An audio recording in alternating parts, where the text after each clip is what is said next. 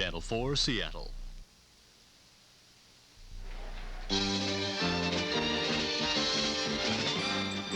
ABC Sports presents College Football Today.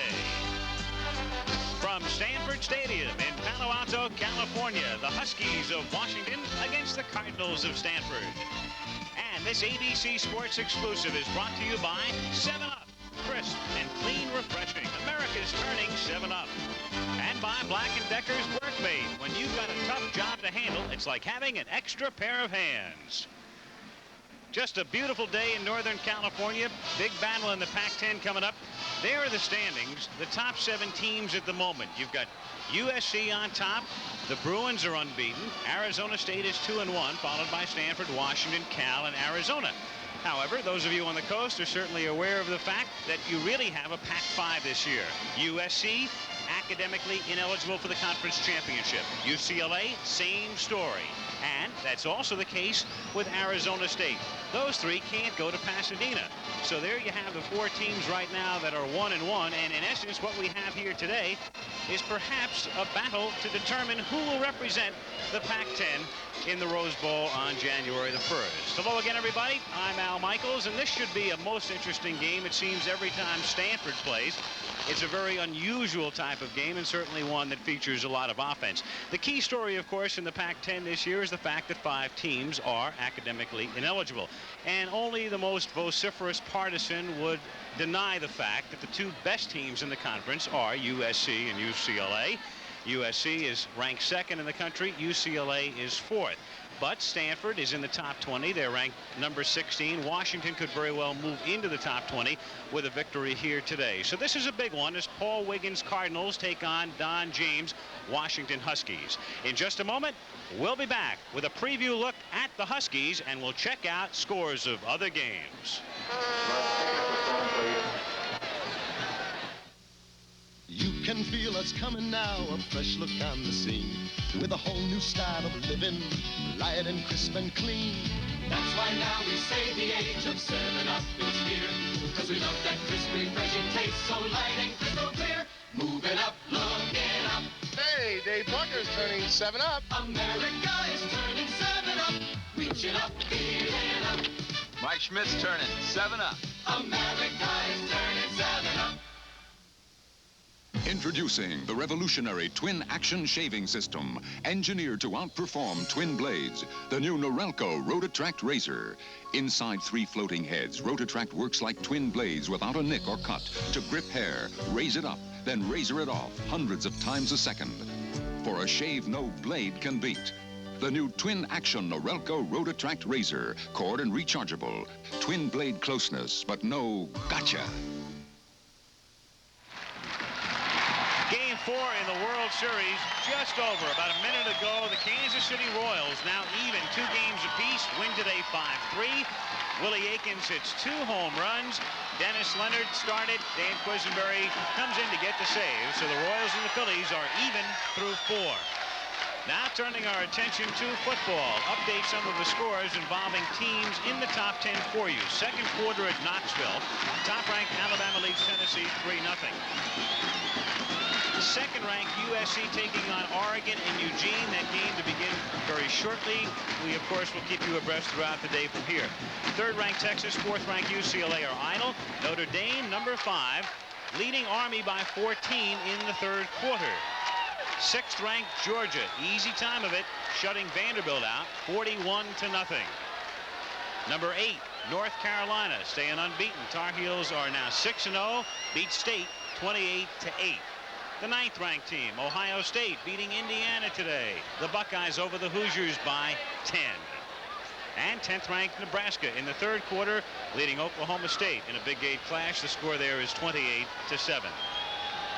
And California still in the Rose Bowl hunt, of course. They are eligible, meeting Oregon State. That game just getting underway across the bay in Berkeley. Here, of course, we have Stanford and Washington. And let's take a look right now at the Huskies of the University of Washington, a team that's had a very soft schedule. They beat Air Force easily and Northwestern 45-7. Then they lost their only game of the year, and it was a big one because it was a conference game. Got beat by the Ducks of Oregon 34-10 in Seattle. Came back to beat Oklahoma State, and they took care of Oregon State. As you can see, the teams that Washington has defeated are a combined 119-1. So what we really have here today is the first true test of the season for Don James's bunch. And Washington offensively will be led by one of their running backs, number 45, Tucson Tyler. Now, in footage we'll see of Tyler here, this was from last year when he was at the fullback position in the I formation. He has good speed and good size moving through the middle. But because of injuries and Willis Ray Mackey leaving school this year, they moved him from fullback to tailback. However, today the indications are that Tyler will again be back as the fullback, with Kyle Stevens seeing a lot of action from the tailback spot. When they go to the air, they're led by number 12, Tom Flick, who took over for Tom Porras about 2/3 of the way through the 1979 season. His statistics thus far have been impressive. After the first 2 weeks in particular, he was up amongst the leaders in the country in passing efficiency. However, he has been a bit erratic of late, and he is a question mark today. He could be the key in this ball game. Tom Flick, you saw him heading Aaron Williams, another man he'll look for, the tight end 86, David Bale. So that's a brief look at the Huskies of Washington, 1-1 in the conference, 4-1 overall. In just a moment, we'll be back to highlight the Cardinals of Stanford. Hey, Norm, when it comes to switching to natural light, add me to the roster. Tony Jurgensen, good to see you. Did you switch for the all-natural ingredients? No, I switched for the taste. Natural light tastes better to me. You old quarter horse, you lost a lot of weight. Yeah, look at me. If I'd have been in this shape 5 years ago, I might have even run with the ball. The moves he could have made. Yeah, like the old quarterback sneeze. Yeah. Hey. Natural light. Taste is why you'll switch. Super automotive values from Sears. Weatherwise tires. Sears Best all-weather steel-belted radio. Weatherwise. And now it's on sale. You save 25%. 0 degrees Fahrenheit. 8 hours later, -30, and it's still started. The Die Hard. Now on sale at our lowest price of the year. Only $49.88 with trade-in. You save $15. At Sears, where America shops for value. As we come back, pre-game festivities highlighted by the Stanford band, the only band that should really be on a 7-second delay. We're really taking our chances, but here they are. They are really something special. And they expect about 50,000 here at Stanford Stadium today. Look at Stanford now. They won their first 2 games. Then of all things, they go back east and they lose to Boston College. Come back the following week, go to Norman, Oklahoma. And not only did they beat the Sooners, but they really blew them away. Final there was 31-14. They beat San Jose by 14, and then last week they lost to UCLA. They had a 21-7 lead at the half, but the Bruins scoring 28 in the second half to win it by 14. Stanford is led by a great quarterback, and what else is new? Over the years, you start with Frankie Albert, John Brody, Jim Plunkett, and down the line. Now you've got number 7, John Elway. Elway is just a sophomore, and he has a bevy of great receivers. Here against Oklahoma at Norman, as we go back 3 weeks ago, rolling to his left and finding number 25, Andre Tyler, listed as a senior, but Tyler still has 1 year of eligibility remaining. Elway can also go the other way. You can see it was wet that day in Norman. That didn't bother John at all. What a day he had. Barry Switzer said he's the best he's ever seen, hitting Tyler again for a touchdown. Elway's father is the coach at San Jose State. Well, I tell you, he brought him up knowing all about football, obviously. Here he runs for a touchdown, so Elway is a two-dimensional player. Dad, Jack, coaches at San Jose State. They played San Jose State 2 weeks ago. What about Mom? What'd she think? I look forward to the other games more than I do this one, because I've always wanted both of them to win, and I know that's impossible. So I really have more fun when I can go to a ball game and just stick with my team. Well, here was Elway in action against San Jose State. I guess Dad had to do the dishes that night Final score was 35-21 Stanford. Darren Nelson also had a big day against the Spartans, number 31. And when you talk about excitement, Darren Nelson would have to come to the forefront. We really can't overstate what this fella can do. Here he is in action against UCLA last week. He's small, but he doesn't need any blocking. That's the thing about Nelson. He has tremendous moves. And once they spring him, once he's able to turn the corner, he's a threat each time to go all the way. Watch on this play. Case in point. Swings to the outside, cuts back in, and does it himself, scoring his second touchdown last Saturday at the Los Angeles Coliseum. Another individual standout would be number 28, Ken Marjoram, senior. And a lot of people think that he is the best wide receiver in the country, could be the top receiver taken in the draft. Marjoram is extremely difficult to cover, and in this particular sequence, Elway having pressure, Kenny gets open. He has great hands, and he can also run after he gets the ball. Elude tacklers, he has trackman speed, and picks up a good gain here. You go back a couple of years, take a look at this catch Marjoram made in his sophomore year, the sort of exhibition of the skills possessed by one number 28, Ken Marjoram. So that's a look basically at the Stanford Cardinals as they get set to take on the Washington Huskies in Palo Alto on a beautiful day in Northern California. We'll be right back. By now, almost everybody's heard about the incredible Black & Decker Workmate, about how it makes almost any hard job a lot easier, like planing, hammering, sawing, almost anything. But what most people don't know about the incredible Workmate is now you can get a single hack model for as little as $45. Wow. That's right. A Black & Decker Workmate for about $45. That's really incredible. RCA wants you to see the right color. Does your television automatically capture all these subtle shades of blue in this ocean of color? ColorTrack 1981 can. With RCA's exclusive detail processor, ColorTrack separates detail from color, refines it, then locks the right color on track. Even colors only subtle shades apart. ColorTrack 1981. RCA is making television better and better. Coming up next, the 56th meeting between these two Pac-10 rivals. Stanford holding the edge. The last time they met 2 years ago here, a thriller. The Huskies won it 34-31. Stay tuned now for NCAA college football. The Washington Huskies and the Stanford Cardinals immediately following over these ABC stations.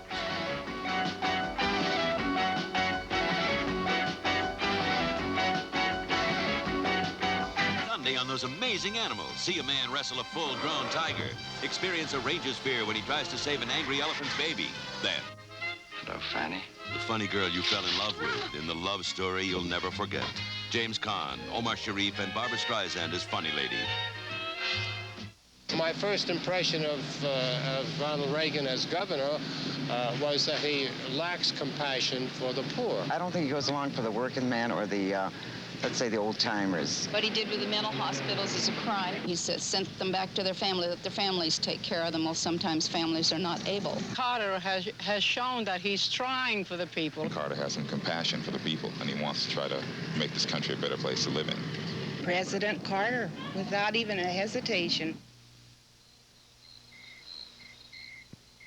Out here, we entertain ourselves at home. So we got an Atari video game. There's so many different games to play.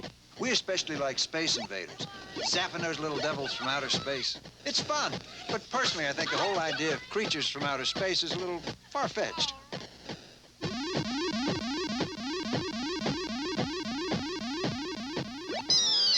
No other company offers you as many different video game cartridges as Atari. Taste the high country. Taste the high country. Once you taste the high country, no downstream beer will do. Coors is brewed with pure Rocky Mountain spring water and its own special high country barley. It's no downstream beer. It's no city beer. It's Coors. Taste the high country. Climb up to Coors.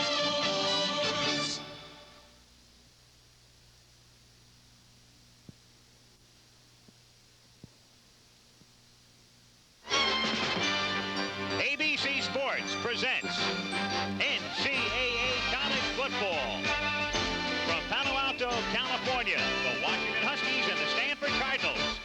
this ABC Sports Exclusive is brought to you by Chevrolet and your Chevy dealer with Chevette, Monza, Citation, and the new Monte Carlo. Chevy's up ahead for 1981.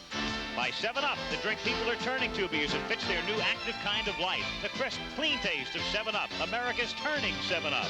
By Mr. Goodwrench and the General Motors Parts Division, who help you keep that great GM feeling with genuine GM parts. And by the ComKey phone system that saves small businesses time and money only from Bell.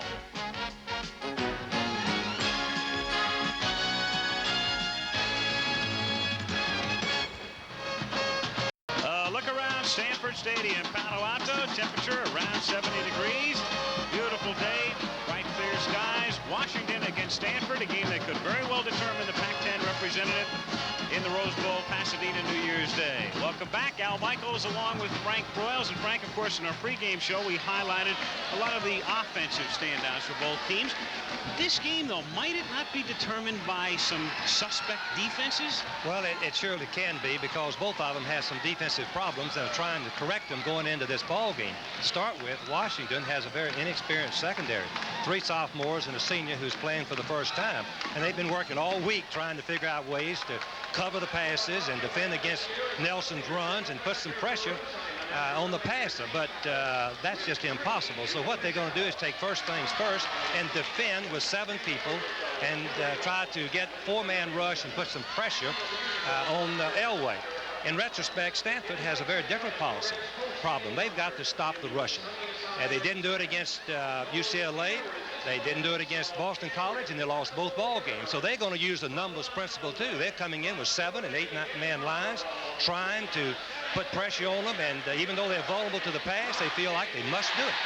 It also seems to me it might be the type of game that could very well be determined by the special teams. In particular, the kicking might be a very key factor. Well, Stanford's Ken Naver has the advantage in kicking. He leads the Pac-10, but don't discount those special teams of Washington. They believe that they can score, and they have, with punt returns, kickoff returns, and block kicks, and this has to be a concern to Stanford. Right now, here come the Washington Huskies. 4-1 on the season. The only loss to Oregon, so they are 1-1 in the Pacific 10 Conference.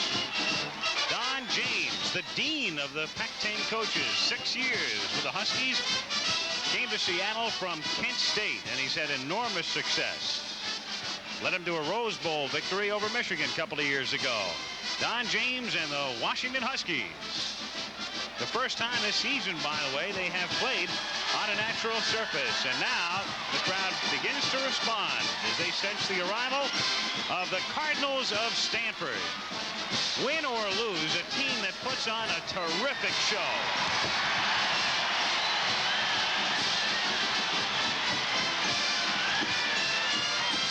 Week after week, the type of team 4-2, they lose to Boston College one week and come back and rip Oklahoma to shreds at Norman the following week.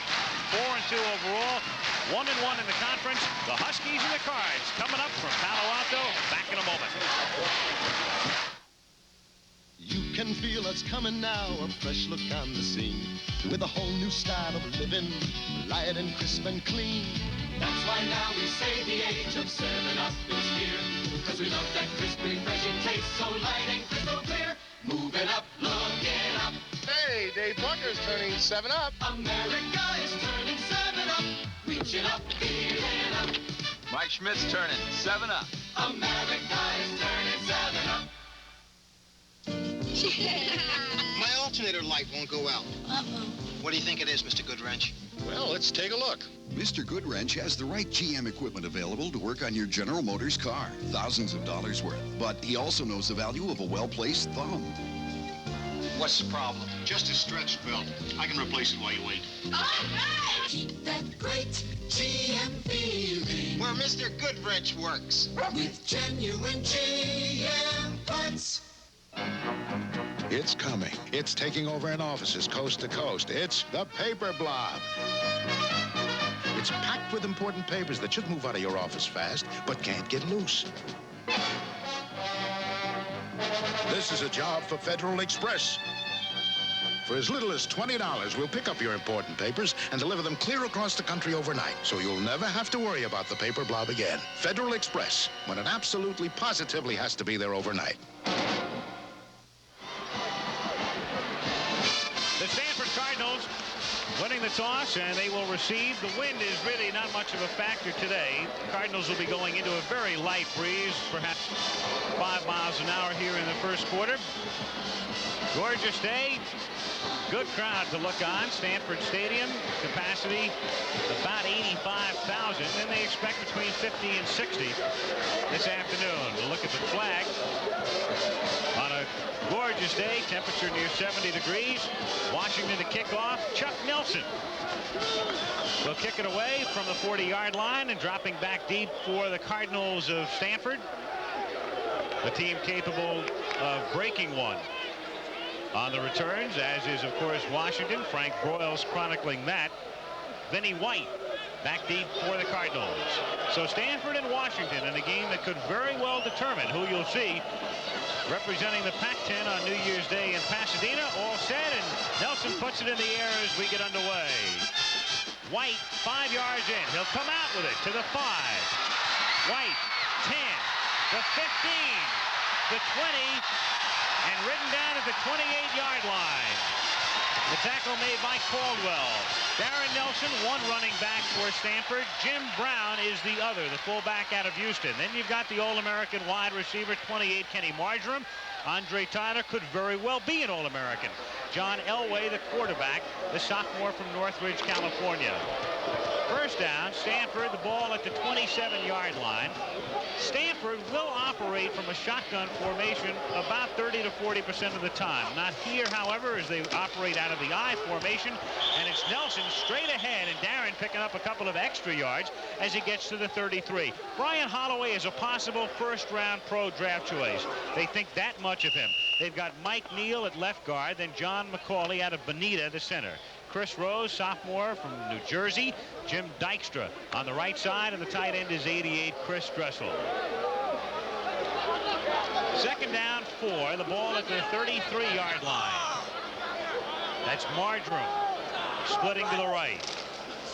The fake to Nelson. Elway back to pass. Going deep. He's got a man open. It's Marjoram, but overshoots him at the 20-yard line.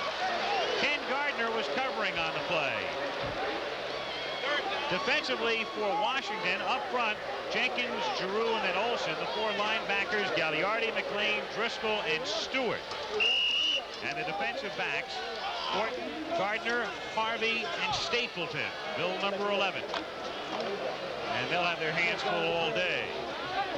Third down, 4. Stanford at their own 33-yard line. Mike Goddard has come in at a running back slot. What figures to be a passing down. Elway dropping straight back. Elway's protection breaking down, and they dropped at the 28-yard line. Rusty Olsen with the penetration, number 64. So Washington holds, and of course what Washington would love to do all day is just keep the Stanford offense off the field. That's a confidence builder, Al, when you can stop a team like Stanford without making a first down on the first series. Helps you up. Ken Neighbor to kick. Dropping back is Ken Gardner, single safety at the 30-yard line. Huskies feel that during the course of the game today, they can block one of Neighbor's punts. He's normally a little slow in getting one away. This one is high and drifting, not much distance, and bouncing toward the sideline. Takes a little bit of a Stanford roll, and it's dead at the 38-yard line. So the Huskies taking over there. They have Aaron Williams, the split end, number 91. Good speed. The other wide receiver is Paul Scanzi, number 7. Tyler starting at fullback, along with Kyle Stevens, the tailback, number 20, and Tom Flick, the senior out of Bellevue, Washington, the quarterback. Ball at the Washington 39-yard line. First and 10. Tom Flick, 6'2", 190-pounder. Washington lining up in the I. Scanzi in motion. They'll do that a lot today. And it's Kyle Stevens looking for room. And Stevens is tackled out of the 47-yard line by Kevin Baird, number 48. Randy Vandiver is the right tackle as we look at the Huskies up front. Mike Curtis, number 75. Riley out of Auburn, Washington in the middle. Jimmy Carter, they call him James, though. And Kurt Marsh doesn't get a whole lot of publicity, but is an excellent tackle. The tight end, 86, David Bale. Second down, 2 from the 47th. Again, Scansing in motion, and they give it to Tyler, straight ahead. Tries to battle his way to a first down, but I think he's shy. Craig Aubrey making the stop through the middle. Stanford defensively, the 3 men up front, Rogers, Aubrey, and Duker Dapper. Gotta love that name. McCall, Zelmer, Morsey, and Summers, the linebackers. Zelmer leads the team in tackles and sacks. The Stanford defensive backs, Rick Jervis is probably the best of that bunch. Baird, Lemon, and Taylor. They're going to measure here as Tyler trying to bull his way those extra couple of inches to pick up the first down. Now I think we should mention that Kyle Stevens is starting for the first time this year at tailback. Tyler has been the tailback, a big 230-pounder. He's moved back to his position of last year, the fullback, and gives him a little bit more speed in the offensive back. So they have really their 2 best runners in at the running back spots. They've been going with Roseboro at fullback, but today it's Tyler and Stevens. There's Stevens, the tailback, just shy on the measurement. 3rd down inches, ball at the 49-yard line. Opening minutes at Stanford Stadium, no score.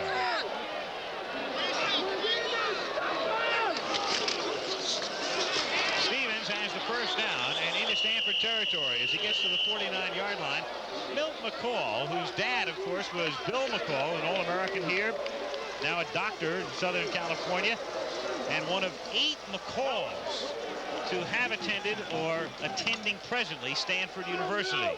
That's unheard of, isn't it? Incredible. I'd like to know what the average IQ of that family is. This one's studying to be a doctor also. First down, Washington at the Stanford 49-yard line. Fumble at the 47-yard line. And the Huskies able to come up with it.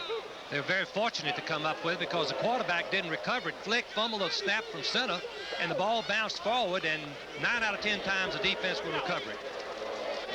Randy Vanderveer got it, number 79. Let's watch. There's the ball that just kicks right out, and Vanderveer is big enough to cover it. He's 280-pound offensive tackle. They gain a yard on the play to the 48-yard line. It's 2nd down and 9. Flick to put it up for the first time. Good protection, goes over the middle, finds a tight end, Bale. He fumbles, and Washington has recovered again at the 40-yard line. Aaron Williams was in the area and is able to recover for the Huskies, number 91. Let's watch the recovery. Aaron Williams, number 91, is hustling. He's a receiver on the far side. When Bale is knocked loose from the ball. Here's Aaron diving on it. Very alert play. It's 3rd down and 1 now at the Stanford 40-yard line. No score, early first quarter. The pitch to Stevens, looking for room, wrapped up, but may have picked up the first as he gets to the 39-yard line. Close to a first down. Jay Summers and John Berggren combine to make the stop, and in come the change again. What we're seeing is the Washington offense trying to power the ball, similar to what UCLA did last week against Stanford, trying to keep the ball, sustain some drives, and what this does, it keeps the Stanford offense sitting over on the bench. That's the one thing that Stanford cannot allow. They've got to stop them and get the ball and give their offense some good field position. By the thinnest of margins does Washington pick up that first down. They're second on this drive. 10 minutes and 44 seconds remaining in the first quarter. No score. First down, Huskies at the 39-yard line.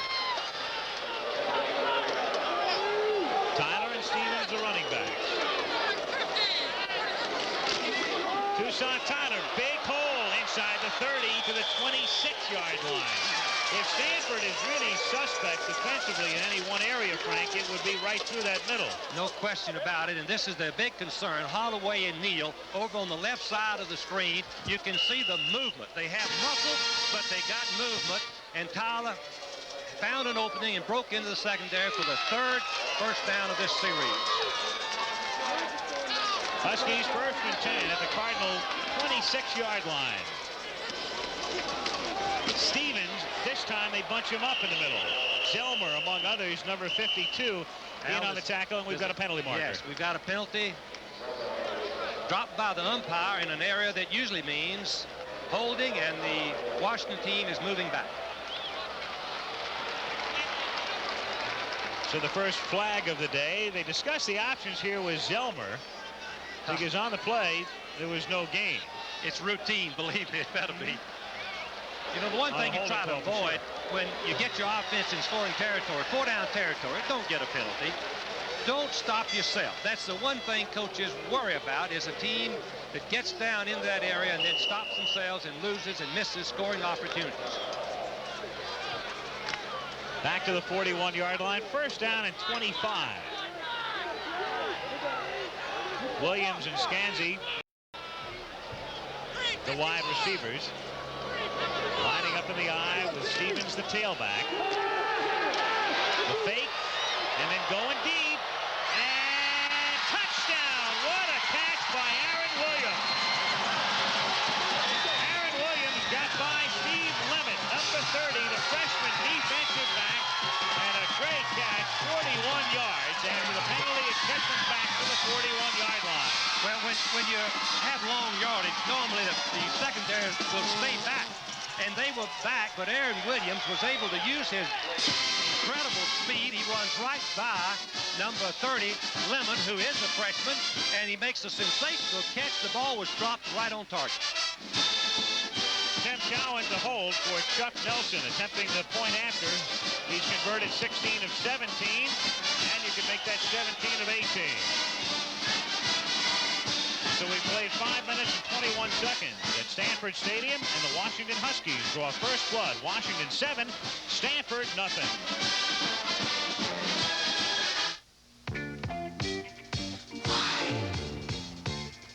Why? The question is why? The question is why? 81 Caprice Classic. You can spend more. The question is, why? Why spend more for a smooth, quiet ride, plus room and luxury like this? Why pay more for V6 mileage estimates like these? Chevrolet Caprice Classic. You can spend more. The question is why? Here's to good friends. Tonight is kind of special. The beer. Building inspector. Hey, what are you guys doing here? I didn't believe you two could build your own house. Yeah, well, don't look. It's not finished. Well, I guess we'll just take our loan, brown go home. Well, maybe one quick look around. When you want the taste of a truly great American beer, tonight, let it be Low and Brow. What are you going to do when you finish this place? Just what I'm doing right now. Vince White is back deep for Stanford to receive the kickoff. Washington on top 7-0. Chuck Nelson to boot it away for the Huskies. So Washington coming in 4-1. Stanford 4-2. Each team 1-1 in the Pac-10. And each team yet to meet the University of Southern California on their conference schedule. 9:39 to play. First quarter. White fielding this one from the 3.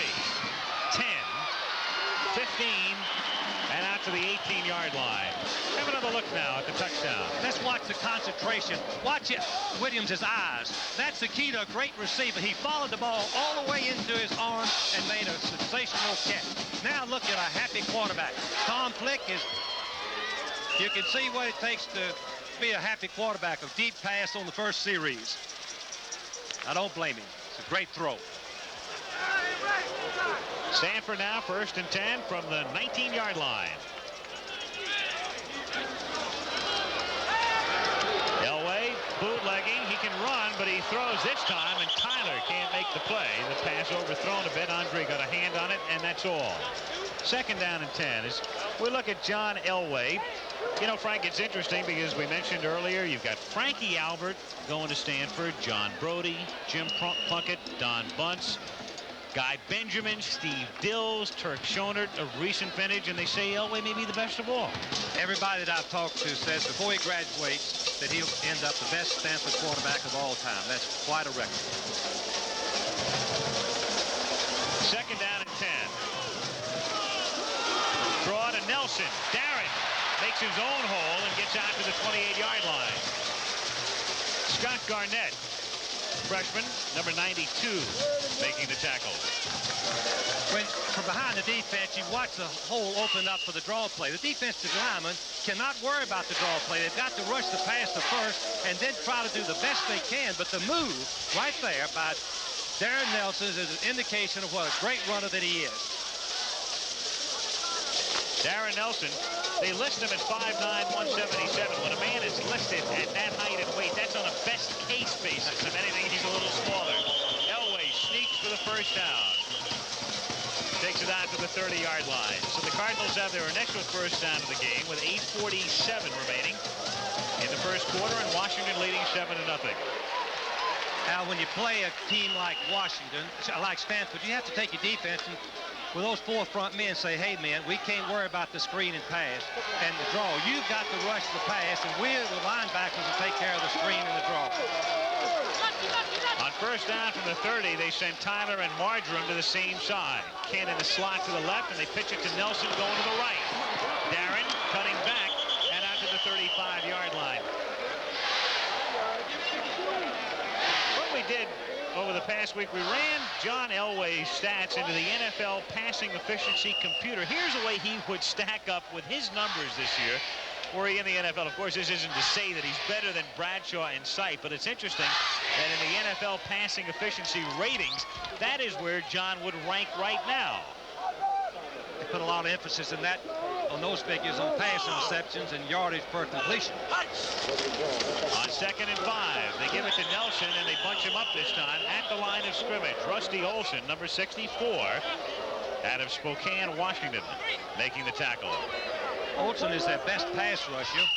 He's the quickest of the defensive linemen and does a lot of stunning. I think the coaches allow him to freelance quite a bit, particularly against a team like Stanford. 3rd down 5. Stanford at its own 35-yard line.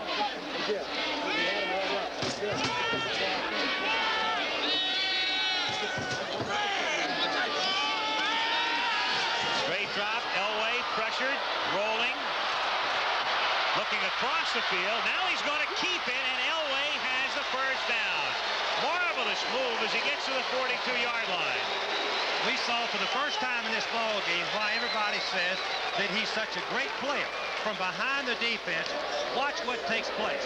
Now, keep in mind that the quarterback, when he does scramble, they have the rush on, as you can see. When he scrambles, he has a sense of knowing where the rush came from, but he's still looking downfield. That's the key to a great passer. Once he sees no one open, he realizes he must make the first down, and that's just a great effort on John Elway's part. First down, Stanford at the 42-yard line. They send Marjoram in motion, and he sets on a wing to the right and pitch it to Darren Nelson.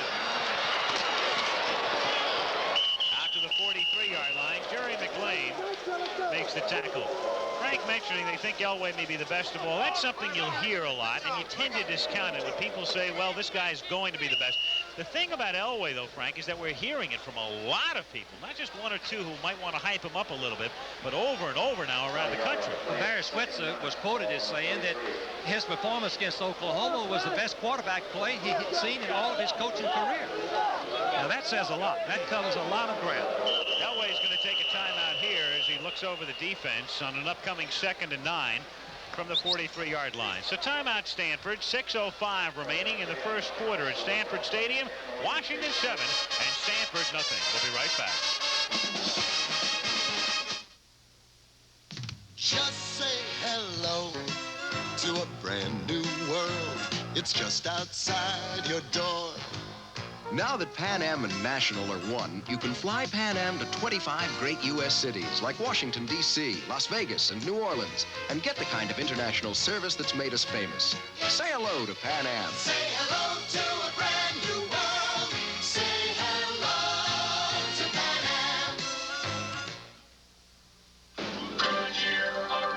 Am. Goodyear Tech technology brings you an all-season steel-belted radial for the 80s. Today, you need a tire that gives you fuel economy and all-season performance, wet, dry traction, and long tread life, hydroplaning resistance, and dry road stability. Arriva. Even its footprint tells you it's different. Only from Goodyear. Goodyear. Quality and innovation. The membership of the National Federation of State High School Associations coordinates interscholastic activities programs for 20,000 schools. Millions of boys and girls are educated and entertained by the program. They are the other half of education. Coming into this game, Tony Hill, the all-time Stanford leader, career receptions. You can see the great Gene Washington second, and Marjoram and Nelson are right there. So each should move past Washington today. Neither has caught a pass to this point. We have 2nd and 9, Stanford from the 43-yard line. Off the play fake, the swing to Nelson, the pass is low. So Darren still without number 122 on his career. It's 3rd down. Right now, Elway is 0 for 3, which is a little bit unusual for what he's done in the past. But what we saw on the last down was a blitz, and Stanford had a play-action pass, and there was just no chance for Elway. He had to just get rid of the pass as quickly as possible. Washington leading 7-0. Appropriate sign. 5:56 remaining in the first quarter. And for the first time, Stanford in the shotgun. The inside give to Darren Nelson, and Nelson is tripped up at the 43-yard line. Jerry McLean was the man who got a hand on him, number 47.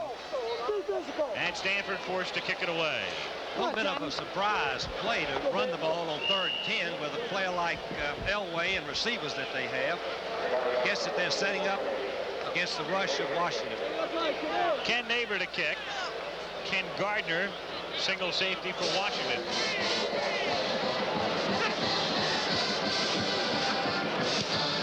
Neighbor angling it, trying to get it away from Gardner, who falls for the fair catch, juggles, and holds on at his own 23-yard line.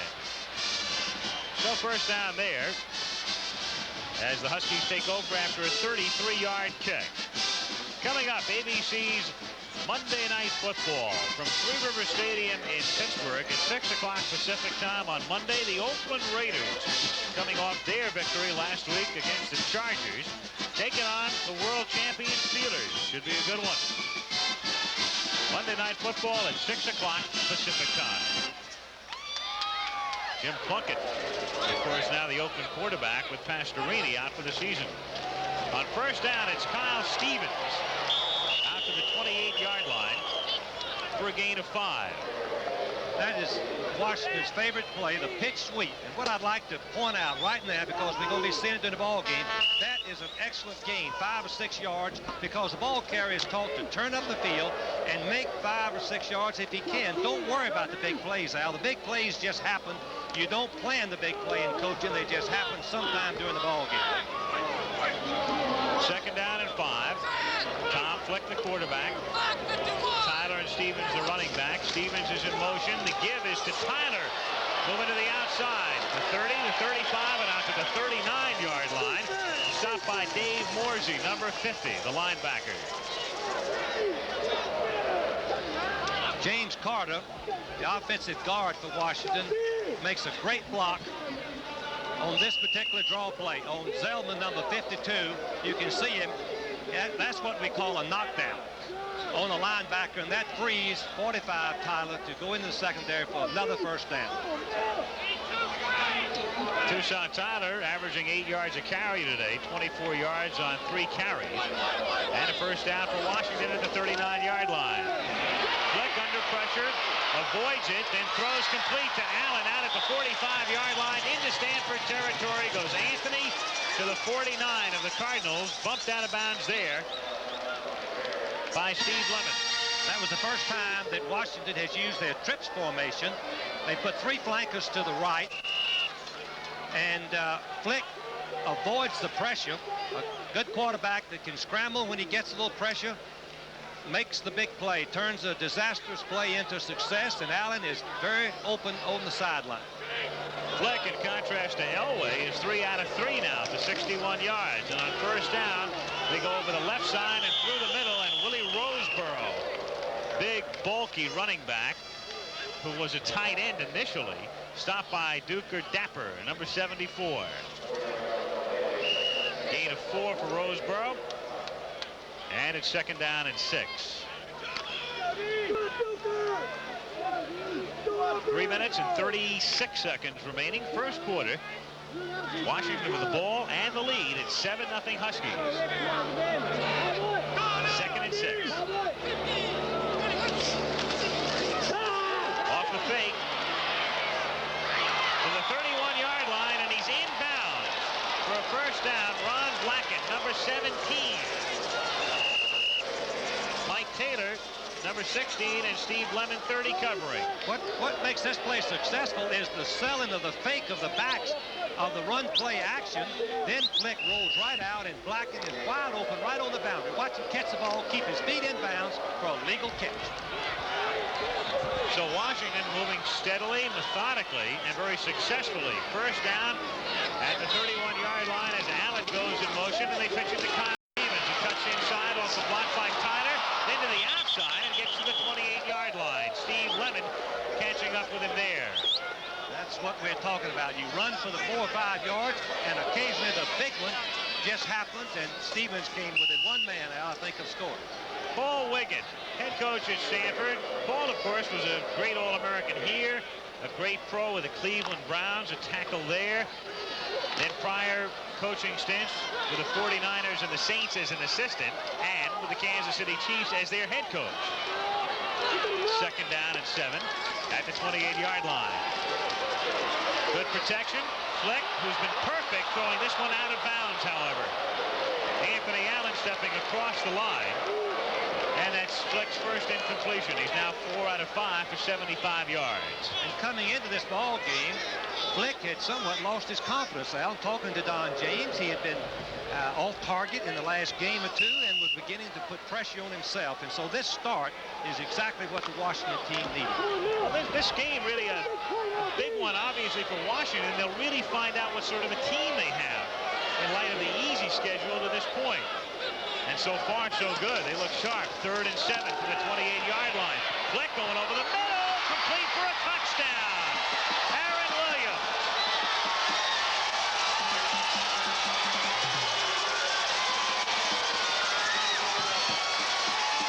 So Tom Flick and the Washington Huskies, and that man, number 91, Aaron Williams, who's caught 2 touchdown passes, have moved out in front 13-0 in the first quarter.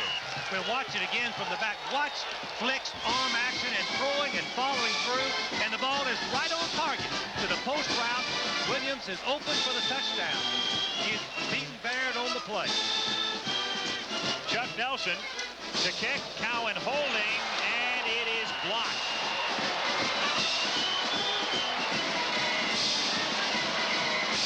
So Stanford able to negate the kick, but still with 2:27 to go in the first quarter, Washington has the lead, 13-0. Oh, snooker. This office has a ComKey communication system with voice signaling. Sure, baby. This office doesn't. Even though he's on another call, this man's boss can still reach him. Bob, can you get me the figures? I gotta go, baby. This man's boss can't. Oh, I bet you say that's all the boys. This man has impressed his boss. I'll beat points, sir. So has this man. Mr. Foster. I'll check. The ComKey system by Western Electric. It saves you time and money, only from the Bell system. Introducing an important step ahead for 81, the new Chevy pickup with new aerodynamic styling and a new trimmer weight, but with a strong Chevy truck frame and massive girder beam suspension. A smooth-running, high-mileage 6-cylinder engine for better EPA mileage estimates than last year. The same big, roomy cab and even more payload, plus new sleek looks. From the ground up, the 81 Chevy pickups are an important step ahead. Chevy trucks, an important step ahead. Next Saturday, it's a doubleheader of the best in collegiate football excitement. Check local listings for the great games in your area. Live on ABC. Stanford Stadium in Palo Alto. It's 13-0 Washington. 2:27 remaining in the first quarter. Al Michaels and Frank Boyles reporting as we take a look at Vinny White back to receive again. And Chuck Nelson to kick off for the third time. So the Huskies coming in, and they have stunned the big crowd with 2 touchdowns from Flick to Aaron Williams.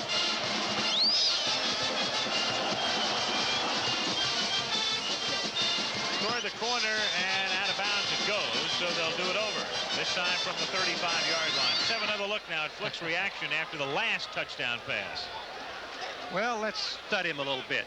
Well, I think that's a classy reaction, Al, because he says, I've been there before. Yep. And that's what I was coached to do. Flick, 8 out of 10 since he took over for Tom Porras last November. Don James is quoted before the season started that he could win the championship with a quarterback with the capabilities of Tom Flick. They'll check again from the 35. Update you. Alabama leading at the half, 17-0. USC Oregon underway, second quarter. The Trojans and Ducks are scoreless. Notre Dame 27 over Army in the fourth. Georgia routing Vanderbilt 41-0. North Carolina now 6-0 as they beat State by 20. Buckeyes winning by 10 over the Hoosiers. And Nebraska eating up Oklahoma State 48-7 in the fourth.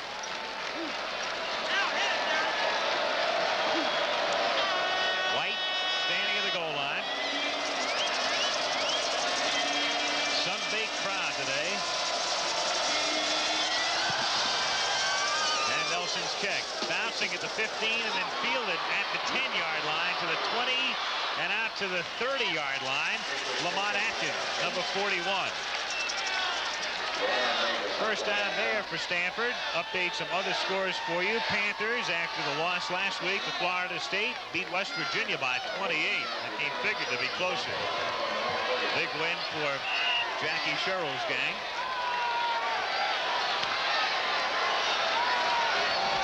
This is a critical series for Stanford. They need to get some points on the scoreboard. First down, Cardinals from their own 30-yard line. Elway swinging it out to Nelson. And Darren spinning, losing the ball, but losing it out of bounds. So Stanford maintains possession after a gain of a couple. It was Mark Giroux, number 67, who was able to pop the ball out. That was great pursuit by Washington. They were covering Nelson by dropping back and moving up on him once the ball was thrown, and they just peppered him 1, 2, 3, and the ball popped out and fortunately went out of bounds. Second down, 7. Cardinals from their own 33-yard line. Washington leading 13-0 late first quarter. Elway with time.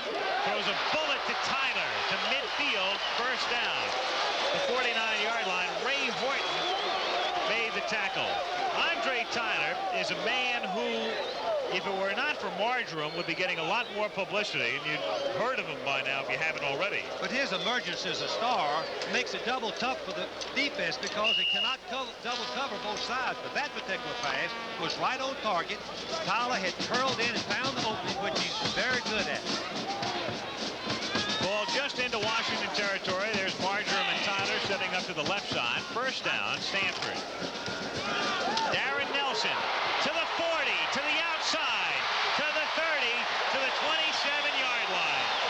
Bill Stapleton made the tackle, and Greg Williams helped out on the play. That's a pretty good example of how Nelson can beat you. Well, Holloway, the left tackle, must have opened up a big hole. It's a straight draw play to Nelson, and he shows his moves. He can run laterally just about as well as he can straight ahead. His coaches say that he has more moves than any person that they've seen in a long, long time, and I agree. 7 carries, 44 yards for Darren. First down, Stanford at the Washington 27-yard line. Vinny White gets punched up at the 26-yard line. White is of Nelson proportions in that he's only 5'8", 170, a sophomore out of Denver, Colorado.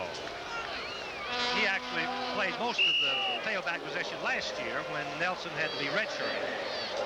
A year and a half ago, Darren Nelson tore his hamstring in a track meet in Southern California. As a consequence, he missed last year. He is a senior academically, but a junior athletically, so he could be back next year. Stanford thinks he will. Second down, 8, ball at the 26.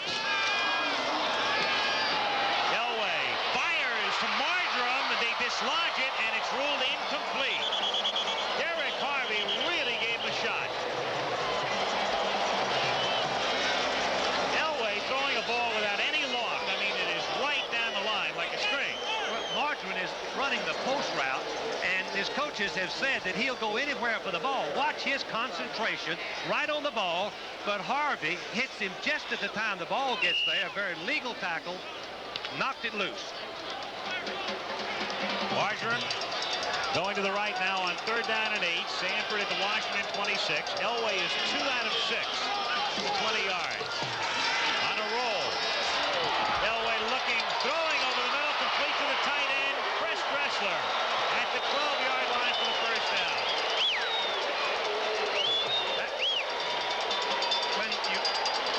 Stanford is moving their pocket to the outside to avoid the rush, and Elway is such an excellent passer on the run, as you will see that Dressel is just in an opening, and watch him drill that ball and up in the air.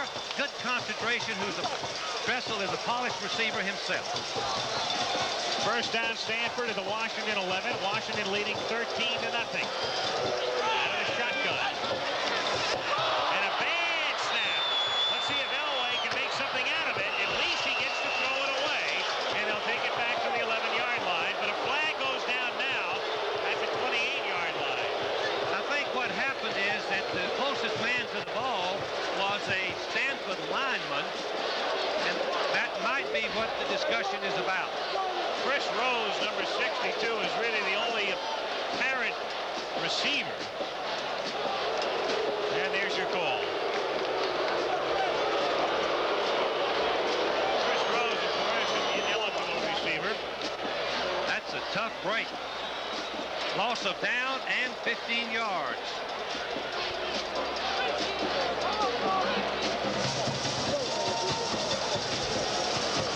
But the correct call as we take a look again. I don't know what happened to the bad snap. Evidently the guard hit the center.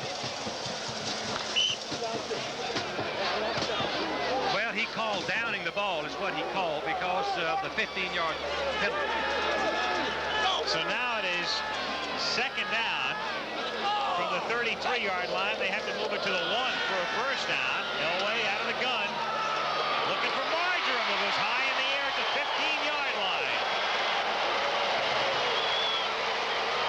Ray Horton delivering a blow there.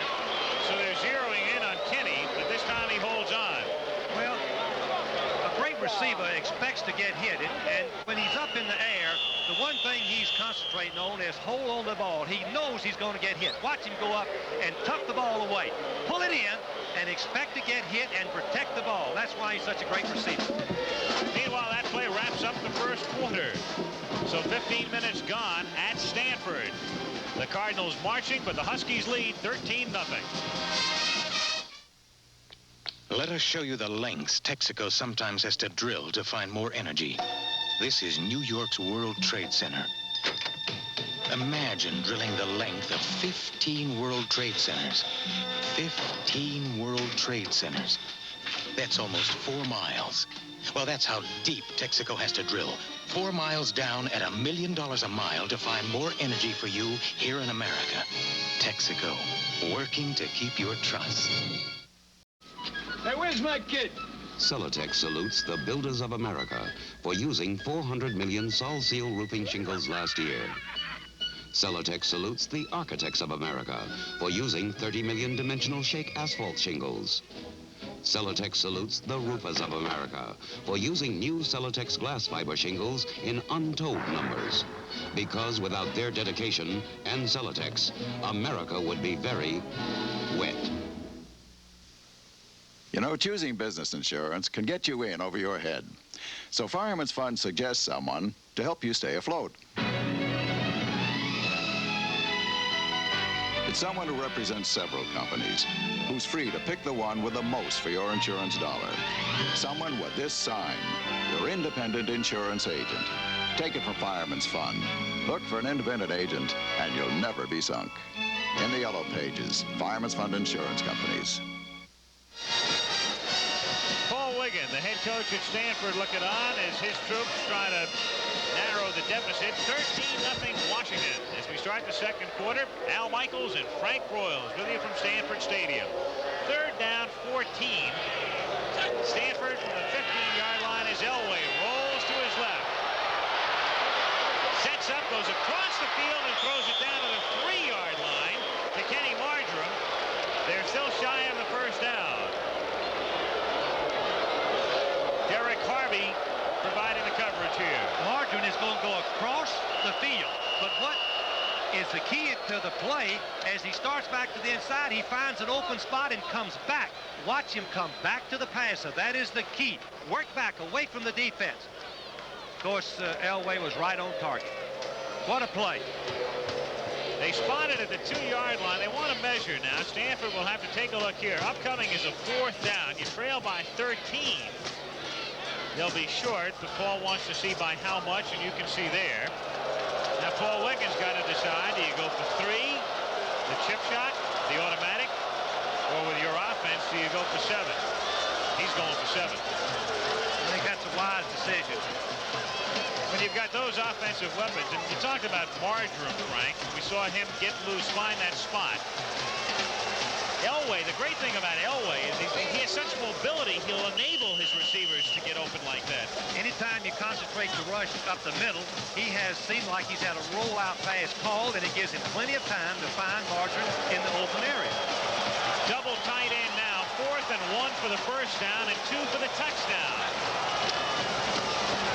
Elway on a bootleg, touchdown.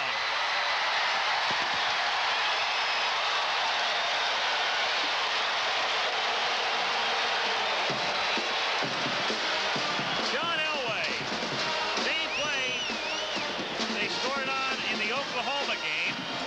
On a slick field, here he does it on a dry field, and it's 13-6. Al, I love that play. It was a one-on-one situation where Elway got outside. He had a receiver in the corner of the end zone. Had the defender come up, he could have laid it over for the easy touchdown. That was a gutty, nervy call by Paul Wiggins and his staff. Ken Neighbors, the point after is good. So on 4th and 1, they get 2. And in essence, they get 7 on the board. 14-12 remaining in the first half at Stanford. And the Cardinals trail 13-7. Watch the faking in the backfield. All go in one direction. Even our cameraman went one direction. And that's the reason the defense was fooled. You don't fool our cameraman unless it's a great play. Elway just walks in for the touchdown. Now from the sideline. Watch the guard and tackle, and everybody pull in the other direction. That's what deceived the Washington defense and opened up the area for Elway to take it in for the touchdown. I love it. So to the strains of it's all right now, it's 13-7. It's a little bit of a risk when you take your offensive right guard and right tackle and pull him in one direction and let your quarterback bootleg in the other. But that is what makes the play successful. Hurry. Elway, a sophomore, guiding the Cardinals to a touchdown. Now the Huskies will get the ball back. Kenny Neighbor to kick it off. Anthony Allen and Kyle Stevens are back deep for Washington. It's about a new ball game. We've got 20 points on the board, and I wouldn't be surprised if we see 80 by the time we're done today. Maybe not 124 that Colorado and Oklahoma had, but we can put a lot up. Neighbor, he's been strong on kickoffs this year, and again here. Stevens will down it in the end zone, and Flick will guide this march to the 20-yard line. Now, touchdown march like Stanford just sustained gives them a lot of momentum. That changes the momentum, and their defense will even play better. Well, like you said, Frank, at the outset, that was a very key series because if Stanford gets stopped, they don't know that they can stop Washington yet. They needed something to give them a lift, and that drive certainly will. Cardinal defense has yet to prove they can stop the Huskies, who look very sharp. They have looked very good. First down, Washington from the 20-yard line. That's Tyler in motion. And Flick swinging it out to Tyler. Out to the 26-yard line for a pickup of 6, and Kevin Baird, number 48, the safety, makes the stop. Normally, Don James is a run first and throw only to keep the defense off balance, but he knows what he's got to do with the Stanford offense. He's got to keep the football. So he comes out and throws first down at the old 20-yard line. That's what resourceful coaches do, and he's a good one. Second down and 4 from the 26. Stevens, a first down, and all the way out to the 38-yard line goes Kyle. So they exploit the middle again, and it's Kevin Baird making his second successive tackle. From behind the defense, watch Stevens run, turn upfield, and just look for the little daylight, expecting to get 3 or 4 yards, but look how he goes on for 12. There he is. He gets hit, but he's not going down. He gets hit again and keeps driving forward and picks up extra yardage. Stevens has carried 6 times for 32 yards. First down, Washington at the Husky 38. Roseboro gets about 6. Out to the 44-yard line. It'll be second down and 4. We've got to give notice to the Washington offensive line. Their 2 big tackles, Marsh and Vanderveer, weigh 280 pounds apiece. That is unbelievable. Again, the Panthers beating West Virginia today. It figured to be closer. Penn State rolling over Syracuse by 17. Second and 4 from the 44. Roseboro in motion. Pitch it to Tyler. Back of Roseboro.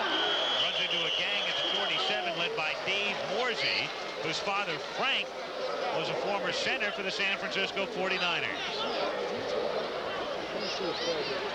Other scores, how about that? Rutgers last week nearly knocks off Alabama, and then they get beat by William and Mary by 3. All I hear, Al, is that this parity is coming into the college football more than ever before. Navy by 9 over Villanova, and Brown over Cornell by 7, with Dartmouth topping the Crimson. First loss for Harvard this year. Third and 1 from the 47-yard line. Stevens bunched up at the line of scrimmage. This will be close. I believe that the Washington line got enough surge to make the first down. And from that formation, here's another score. Yale remains undefeated. They do get the first down. Lafayette over Penn. Princeton, a 4-point winner over Colgate. Here, Washington leading 13-7, 11:40 to go to the half. First down, Huskies from their own 49-yard line. Flick to Scanzi, but incomplete at the 41-yard line. He had him open too, Al.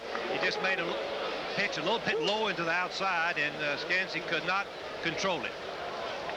Threw him a Quisenberry pitch, and he couldn't handle it. Another pass on first down to try to counteract the moves of Stanford of blitzing and trying to stop the run. Flick is 6 out of 8 now for 109 yards already. Second down, 10 from the 49. A lot of time. Good protection. Going over the middle. Complete to the 34-yard line to Williams, who bowls his way down to the 28, where Kevin Baird makes the tackle. Aaron Williams has been the hero so far. He's going to run a pattern across the middle in front of the safety man. Here again, he knows that he's going to get hit, pushed and shoved in this congested inside area. But watch his concentration. And, of course, Lemon number 30 hits him but cannot bring him down. Finally, Baird 48 wrestles him to the ground. First down at the Stanford 27-yard line. Williams has now caught 3. Kyle Stevens looking for some room, gets bumped, breaks a tackle, gets to the 22-yard line, where Duker Dapper makes the stop, number 74. This is the position on the field that the defense usually send out the best method of trying to stop a 7, 8, 9, 10-man line, anything to stop them because they're getting into field goal range. But they couldn't do it. Stevens just twisted forward for a nice gain. Huskies mixing their plays up well. Game 5 here, second down 5, 10 and a half to go first half. 13-7 Washington. Ball at the Stanford 23. Williams split to the right.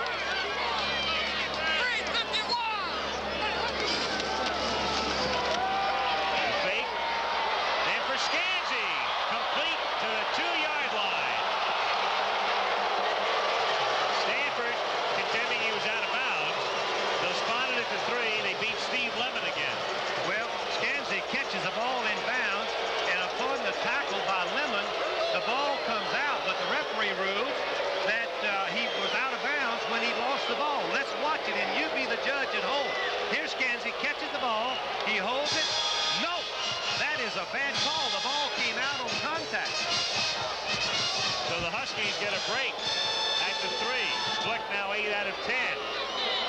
first and goal from the 3-yard line. Kyle Stevens, nothing doing through the middle. Craig Aubrey right there in the middle, number 65 for Stanford. Well, that was a tough break for Stanford. The ball actually came out on the headgear. Let's watch it again. Let's watch the controversial catch again. You be the judge at home and see if you don't think that Lemon, number 30's helmet, is going to knock the ball out of the grass for Kansas City before he goes out of bounds. Boom, the ball is out. He's not even out of bounds yet. Second and goal. Stevens bunched up and driven back. Dave Morsey was the man who wrapped him up at about the 1.5.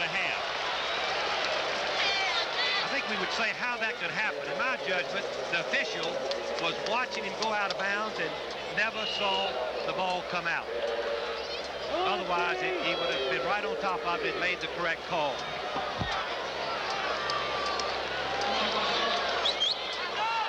Meanwhile, Stanford stiffening defensively. 3rd down and goal. Just inside the 2.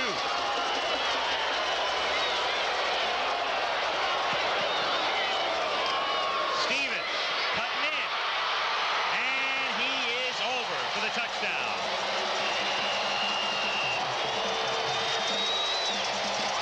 So the Huskies capitalize. Get a break on a call to give them a first and goal. And move it in for the touchdown. On this particular play, which is a pitch sweep, the ball carrier is caught.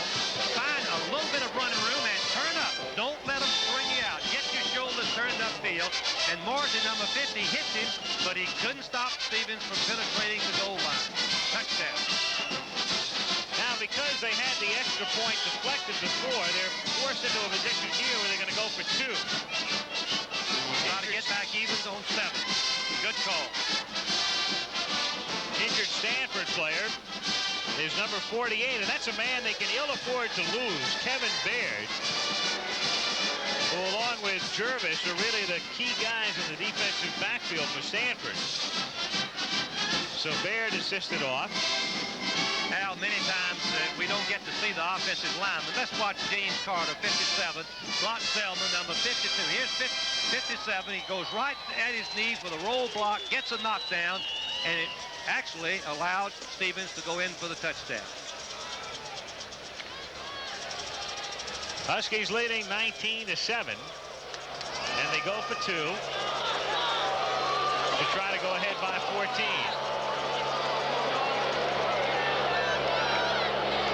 Scansy in motion. And on a draw, it's Tyler for the touchdown, or the 2 points. The 2-point conversion after the touchdown by Tucson Tyler, number 45. Big gaping hole through the middle that time. So from ground level, you see it again with 8:46 to go to the half. It's Washington 21 and Stanford 7. At Budget Rent-A-Car, you're number 1. I'm sure glad I switched to Budget. Their low rates really saved me money, and Budget's located right inside most airports, so it's just as fast and convenient. At Budget, you're number 1. When my company told me to rent from Budget, I thought I'd have to give up the service I'm used to just to save money. But frankly, Budget, you won me over. At Budget, you're number 1. No experience, no job. I could do that job, but who'd give me the chance? Army, Navy, Air Force, Marines. We don't ask for experience. We give it. You won't read it in a book. You live it. Pick a service, pick a challenge, set yourself apart. Army, Navy, Air Force, Marines. What a great place. It's a great place to start. It's better than Texas. Vincent White is back deep to receive for Stanford. The Washington Huskies have had the ball 3 times today, and they have scored on each occasion. There are the numbers on the last drive. They have moved 61, 77, and 80 yards in succession. So Stanford has been porous. The Huskies have scored 3 out of 3. And Stanford trying to pull within a touchdown again, trailing now by 14. Nelson's kickoff fielded by White 2 yards in, out to the 10, 15. still on his feet at the 20 and dropped at the 22-yard line. Well, we made a statement before the last drive. This was a crucial possession for Stanford. They have the weapons, great receivers, good runner in Nelson, outstanding young quarterback that has the measurements of greatness all over him, marked all over him. They are capable of scoring in 2 or 3 minutes. We've seen them do it before, Al. There's the time left, 8:40, second quarter. Stanford at the 21-yard line. Washington leading 21-7. Brown and Nelson are the running backs. Darren Nelson straight ahead, gain of 5. Out to the 26-yard line. Kenny Driscoll and Brett Gagliardi making the tackle. A little piece of strategy by Stanford. They're lining up Margarine, their wide receiver, at tight end. And that gets Washington to commit their defense. And then Margarine splits out as a wide receiver, and it ends up with a strong safety cover rather than their halfback. This time Margarine slotted to the right with Tyler, split to the right on second down and 5. Elway firing to Tyler out to the 42-yard line for a first down. Once again, Stanford is going to move their pocket over to the side to buy some time for Elway. He's going to move right over to the right where he's closer to the receivers, but watch this throwing action. Boom, over the shoulder. It's like a cannon. Right on Tyler's chest. Completion for a big first down. Out to the 42-yard line, first down. Greg Hooper in at running back, operating from the shotgun. Elway fires over the middle and intercepted at the 30-yard line by Derek Harvey.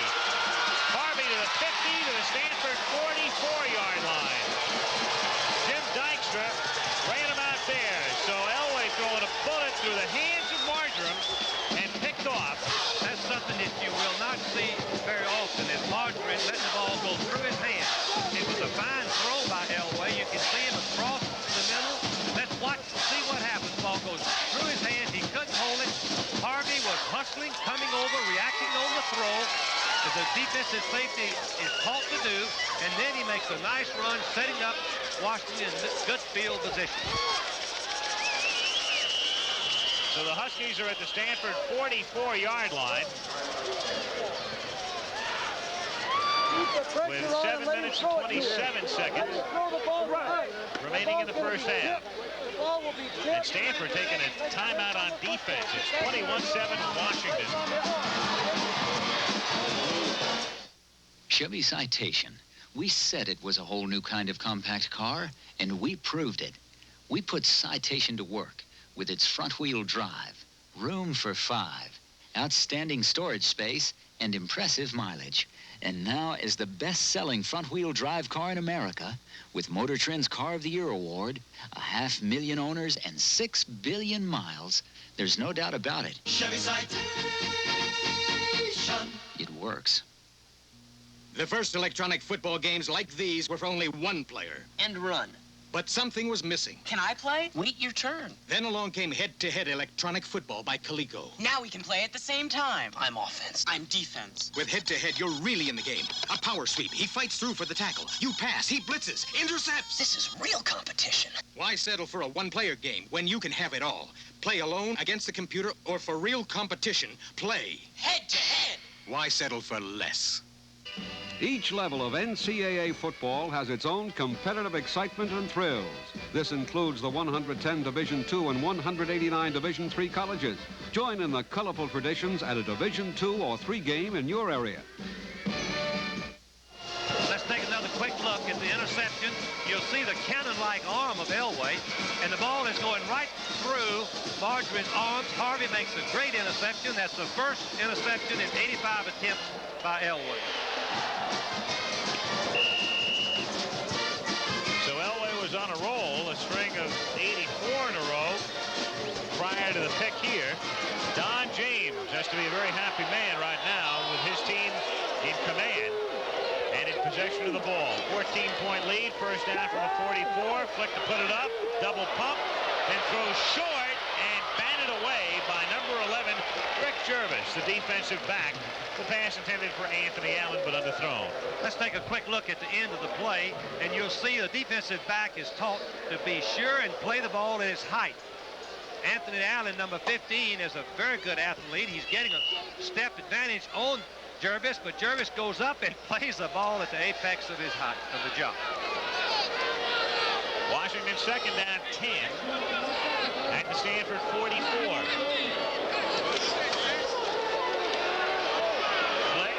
Time, and then a nice catch at the 41-yard line by David Bale.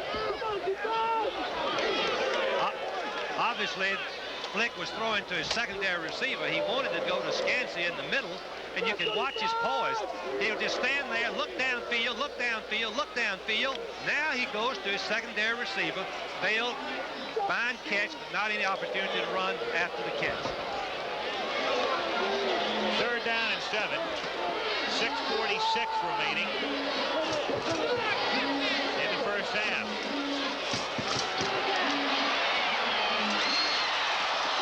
At the 25-yard line, they're rolling it complete there to Ron Blackett, who then loses the ball at the 22. But the play whistled dead, apparently. Well, Al, the official can down the ball without the whistle. And in his mind, Blackett hit the ground, and the ball came out. The only way it could be legal is the ball comes out when he hits the ground. Let's watch it.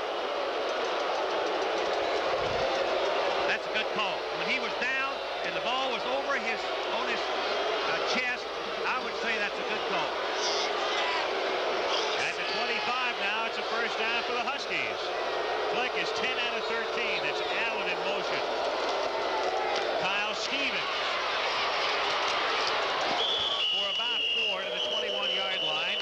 Gary Wimmer made the stop. Set the officials for you. Paul Kamansky is the referee. Walt Wolf, the umpire. Lee Joseph, the head linesman. Gaylord Bryan, the line judge. Lee Cook, the field judge. Terry Gerke is the back judge. Florida over Ole Miss, 15-3. Duke a winner. How about that? Blue Devils over Clemson by 17. Surprised. Maryland with Wysocki and company by 1. Auburn takes care of Tech by 3. They got a great running back there in James Brooks. Second down and 7. Ball at the 21 for Washington. Kyle Stevens. 3 more to the 18-yard line. Other scores update for you. Virginia Tech over Virginia, 30-0. Purdue handling Illinois in a big battle in the Big Ten. Illini unbeaten in the conference coming in. Michigan takes care of Minnesota handily. And Wisconsin over the Spartans, 17-7. No surprise there as Iowa beats Northwestern by 22. And Kansas takes care of Iowa State. Surprise there, 28-17. Third and 4 with Allen in motion. The ball at the 18-yard line. They give it to Stevens again, and they stop at the 17. Milt McCall, number 80, making the tackle. That was the last man, McCall, to make the tackle on Stevens. I believe he'd have scored had McCall missed the play. He had turned back and made an excellent tackle. 4.5 minutes to go in the half now. And the Huskies will attempt a field goal to be spotted at the 25-yard line. Chuck Nelson to kick. Tim Cowan to hold. And an angle from the hash mark. 35-yard attempt upcoming. It's certainly long enough, and it is good. So another drive pays off, this time with 4:11 to go to halftime at Stanford Stadium. Washington leads 24-7. You take 1,000 hearts up here with you. Make them skip a beat. Then take them back down to Miller time. Time for the best tasting beer you can find. America's quality beer. When it's time to relax, Miller High Life. one beer stands clear. If you've got time, we've got the beer. I'm Pete Conrad. I came to work here at McDonnell Douglas because I learned firsthand as a Navy pilot and astronaut about the kind of product this company builds. The DC-10 is a prime example. It's one of the most thoroughly tested airliners ever built. Today, more than 300 DC-10s are in service, linking 90 countries, flying 1 million miles a day. The DC-10. I wouldn't put my integrity on the line for anything less. Next Saturday, it's a doubleheader of the best in collegiate football excitement. Check local listings for the great games in your area, live on ABC. Mike Dotterer there on the bench behind number 39, Wazik for Stanford, and Dotterer has a dislocated shoulder. Injured here in the second quarter, so the second-string fullback is out. There's the Washington Husky, who's made the venture down from Seattle. 24-7, the Huskies on top. Vince White back to receive the kickoff from Chuck Nelson. 4:11 to play in the half. Low bouncing kick taken at the 7-yard line by Atkins. To the 30, to the 40, and Atkins takes it all the way to the 45 of Washington. Bill Stapleton saved the touchdown. So Lamont Atkins, a junior out of Kirkland, Washington. Let's watch it again. The good kickoff returners just go right up the middle, and when they find the low crack, they turn it on north and south. That's an excellent run by Atkins. Puts Stanford back in play. 43-yard run back. Darren Nelson has 5, has about 10. He's close to the first. Stopped at the 35-yard line. They'll be shy by about a yard. Ken Gardner making the tackle. 3:49 to go in the half. Now Stanford has used 2 of its timeouts. They have only 1 left in the half. Washington is coming in with their nickel defense now, which they've used periodically through the first half. 2nd down and 1. Washington 24, Stanford 7. Late second quarter. Straight ahead, they get the first down. Jim Brown takes it to the 30-yard line. Jerry McLean made the tackle. Jim Brown transferred from Arkansas out. He was a great high school football player in Texas, came to Arkansas, was the last class that I recruited. His family moved to California. He wanted to transfer to Stanford, and we released him, and we're very proud for the young man. He's doing so well here for the Cardinals. You guys probably thought you were getting the other Jim Brown, huh? He's a good player. Fine young man.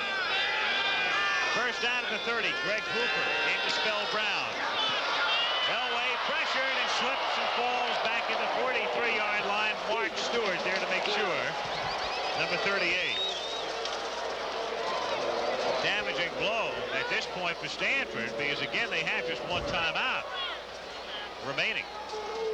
What's happening on some of those type passes that Washington has their receivers covered at the first outset, and by the time that Elway can go to his second choice, the rush has gotten to him. 2nd down and 22. Up they come in the gun. Nelson goes in motion. Elway on a time, going deep, looking for Nelson, and he's got it for the touchdown.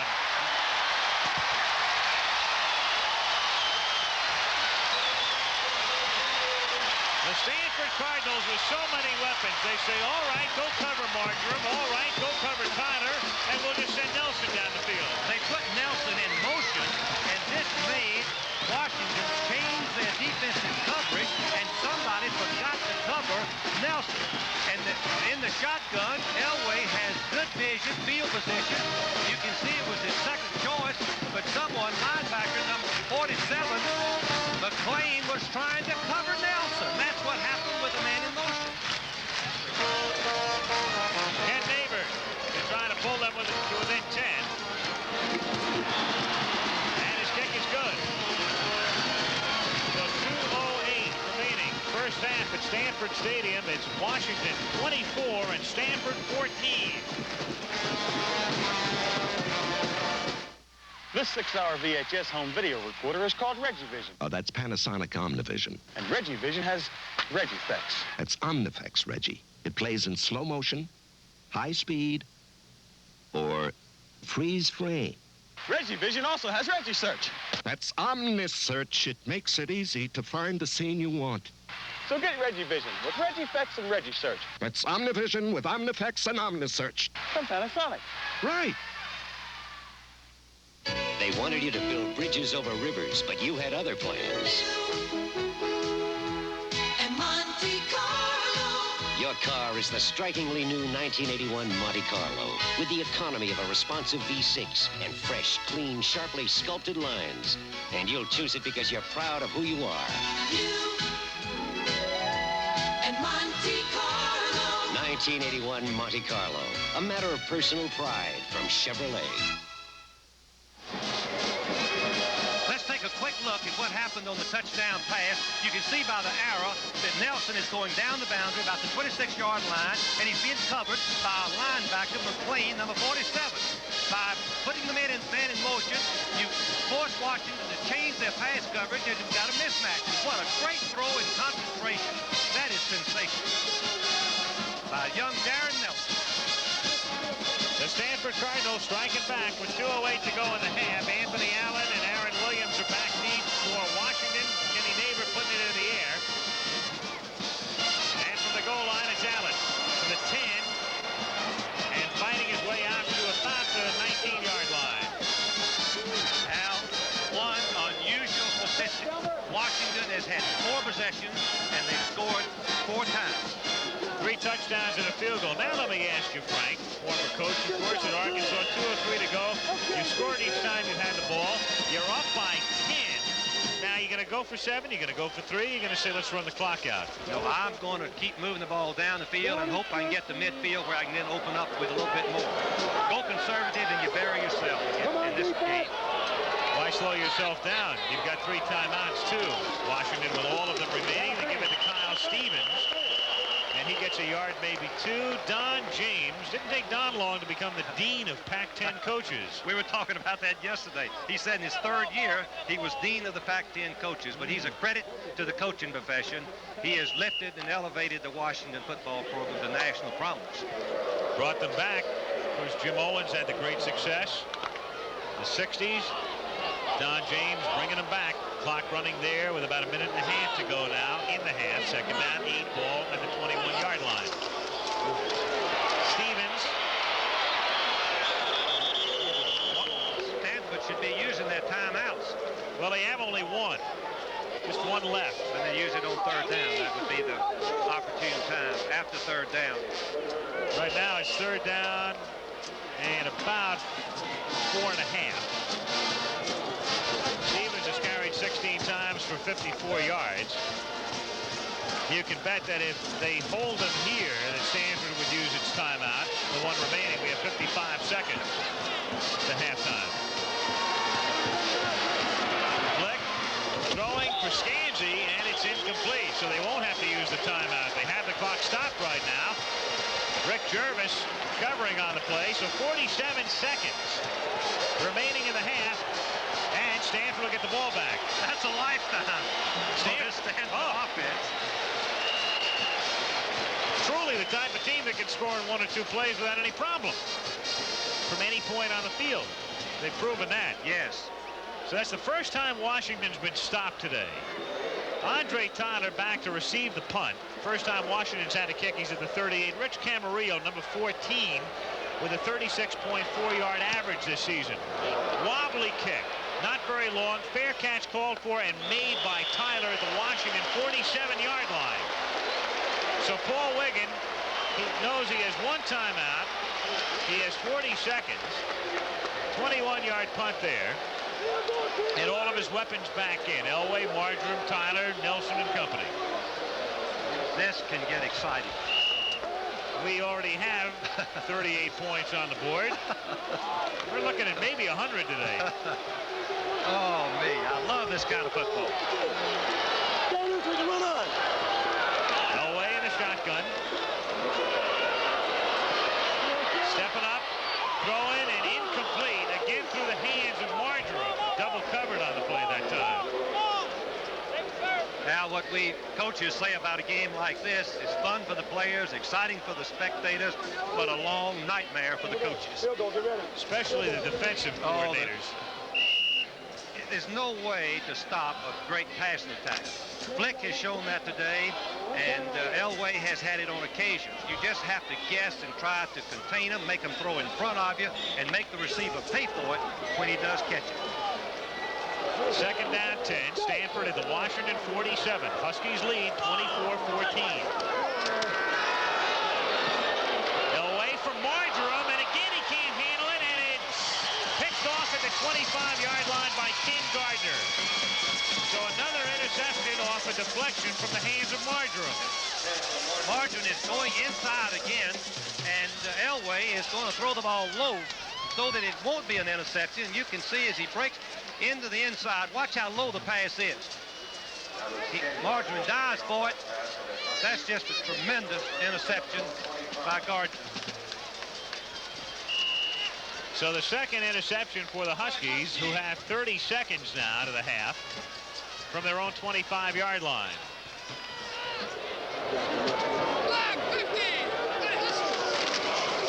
They'll keep it on the ground and give it to Roseboro, and unless Stanford stops the clock, that'll do it for the first half. Dave Morsey making the tackle, and Stanford, of course, will not be inclined under these circumstances to take their timeout. And so the clock will run down, and we'll settle for 38 on the board. After 30 minutes of play, in a wild one that could very well determine who will be going to Pasadena on New Year's Day. There's the gun to end the first half. So Stanford and Washington in a shootout at Stanford. End of the half. Washington 24 and Stanford 14. Back with our halftime activities after this.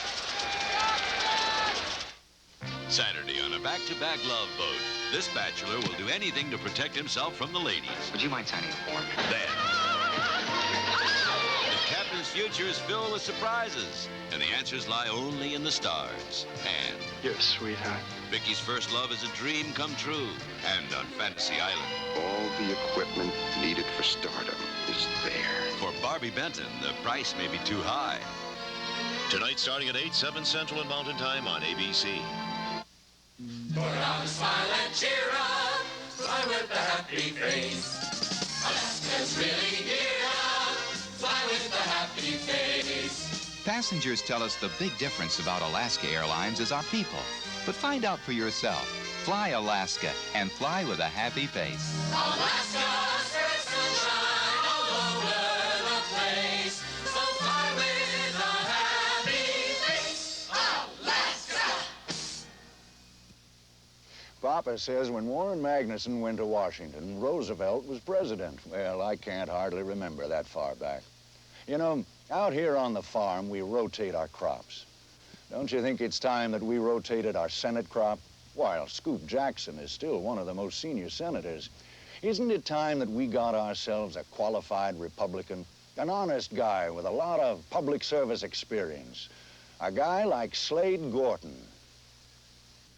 I'm Jim Paymar. Join me tonight at 6:30. Halftime score.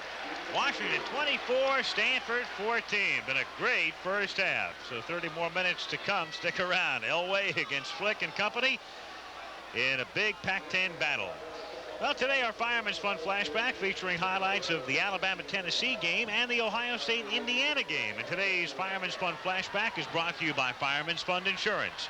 Fireman's Fund Insurance is brought to you by an independent agent near you. Alabama beating Tennessee at Knoxville today. Ohio State, Indiana. That game is over. There are highlights. Let's go to New York and join Dave Dials. In New York, this is Dave Dials. The picture behind me tells the story. Alabama leading Tennessee 20-0. And it's pouring down rain in Knoxville, Tennessee, further adding to the troubles for the Tennessee Volunteers, who are watching, the fans there watching their team. Johnny Majors going down at the hands of the #1 team in the nation as Bear Bryant goes for his 302nd victory. Now, also, Alabama going for 27 straight. This would be the 7th longest winning streak in history. We pick up the videotape highlights as Alabama quarterback Ken Colleen, #11, keeps on the option goes in for a touchdown in the second period after Alabama had 2 field goals. And the 2-point conversion was good. Now, this is Tennessee's only chance at a score. The Volunteers going for a field goal, but the delay took place because of some indecision. Alabama got in there and blocked it. And now, in the third period, Alabama has added another field goal. In the fourth period, one more, all by Peter Kim, a young man from Korea who decided he wanted to play football at Alabama. He now has kicked 4 field goals. That is an Alabama record, and Bear Bryant is going to get number 302. Amos Alonzo Stagg had 314. Meanwhile, down in Columbus, Ohio today, Indiana came to town to take on the nation's number 9 team. And not since 1951 has Indiana been able to beat Ohio State. The young man largely responsible for continuing that streak today is a tailback, Calvin Murray, number 43. He had a great day, one of the greatest in the history of Ohio State, as a matter of fact. We see him in action here after an interference call as Art Schleister, number 10, gives the ball to Calvin Murray, number 43. He goes up the middle for a touchdown. Ohio State out in front 7-0. But number 14 of Indiana is a good quarterback, Tim Clifford, rolling left, and he hits receiver Doug Swafford for a touchdown. The extra point made it 7-all. In the second period, score tied at 10. Schleister this time hands off to number 26, halfback Jimmy Gale. He goes 19 yards, a touchdown. The extra point made it 17-10. Fourth period, the Buckeyes leading 20-10, and Calvin Murray again with a pitch out from Schleister. He goes around the right side, 37 yards, touchdown. Ohio State leads 27-10, but the Hoosiers of Lee Corso were not dead yet. Coming back on a pitch out from Tim Clifford, number 14, to halfback Lonnie Johnson, number 44. He goes over for the touchdown. The extra point was good, and that's the way it wound up. 27-17. You talk about a good day by Calvin Murray, 35 carries, 224 yards, almost equal to Archie Griffin's record, and 2 touchdowns. Let's go back to more football right now after this. You know, for business insurance, Fireman's Fund fits most everyone, large or small. For example, it helps cover a business as huge as Ralston Purina or as small as Beckman Turf and Irrigation, Anheuser-Busch, or Fantas's Restaurant, even the Chicago Cubs. So for your business insurance, ask your independent agent about Fireman's Fund. Large or small, this hat is just your size. In the yellow pages, Fireman's Fund Insurance Companies. In more than a century of service to higher education, the University of Washington has developed from a territorial school to one of the outstanding teaching and research institutions of the nation. Founded in 1861 by Seattle pioneers, with a vision of a future American gateway to the Pacific, the university reflects a close relationship with the activities and interests of the Pacific Northwest. In addition to strong programs in the sciences and liberal arts, it offers special areas of excellence in health sciences, law, marine resources, international studies, and forestry. One of the nation's first Sea Grant colleges, Washington's faculty ranks among the highest in federal grant and contract support. An unusual combination of creative scholars and a distinctive natural setting give the University of Washington a unique identity as a center for the discovery and the dissemination of knowledge. That's why Washingtonians say you're getting something out of it, whether you go there or not. Halftime at Stanford Stadium in Stanford, California. That would be the official designation of this locale. A lot of people think it really is Palo Alto. 24-14, our halftime score. Washington on top by 10. Update for you now. Kansas City gets even in the World Series. Royals win today 5-3. Willie Aikens hits 2 homers. Dennis Leonard picks up the win. The save to Dan Quisenberry. So they're tied 2 games apiece. Game 5 tomorrow. In college football today, fourth quarter, Alabama leading Tennessee 20-0. Bear Bryant's crew unbeaten, ranked number 1. Tough time last week against Rutgers, but rolling today. SC and Oregon meeting in Eugene. No score there in the second quarter. 5th-ranked Notre Dame leading Army 30-3 in the fourth quarter. 3rd-ranked Texas, 4th-ranked UCLA, both idle today. Georgia, Vince Dooley was in an auto accident the other night, taken to the hospital, but was all right. And a couple of members of his family were okay, and they reward him with a victory today after tough times during the week. North Carolina wins. Tar Heels now 6-0, beating State 28-8. The Buckeyes handle Indiana by 10. Ohio State ranked 9th in the country coming in this week. And Nebraska late in the fourth, leading Oklahoma State 48-7. In Berkeley, California, 20, and Oregon State 6. So the Bears 1-1 coming in and eligible for the Rose Bowl on top by 2 touchdowns. Pitt a big winner over West Virginia in a game that figured to be a little closer. Paterno's gang handling Syracuse 24-7. Rutgers, we mentioned earlier last week, giving Alabama a rough time, and today, well, get beat by William and Mary 21-18. Navy takes care of Villanova, a winner by 9 are the Middies. Brown defeats Cornell 32-25.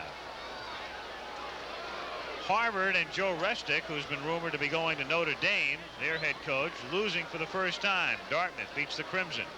Yale a winner over Columbia 30-10. Lafayette defeats Penn 3-0. And Princeton picking up a victory over Colgate 14-10. Surprise there, Miami trailing Mississippi State in the second quarter 21-10. Florida beating Ole Miss, final 15-3. Duke, Blue Devils have had a rough time of it this year, but today a winner by 17 over the Tigers. Maryland squeaks by Wake Forest 11-10. Auburn a winner over Georgia Tech, final score there 17-14 Tigers. And Virginia Tech rolls over the Cavaliers 30-0.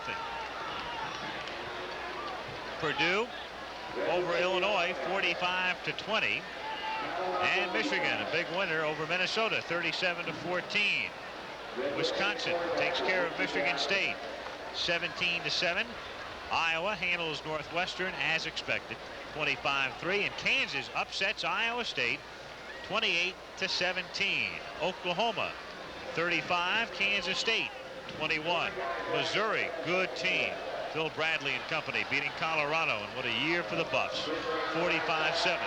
Houston 13, SMU 3. That's in the fourth quarter in Dallas.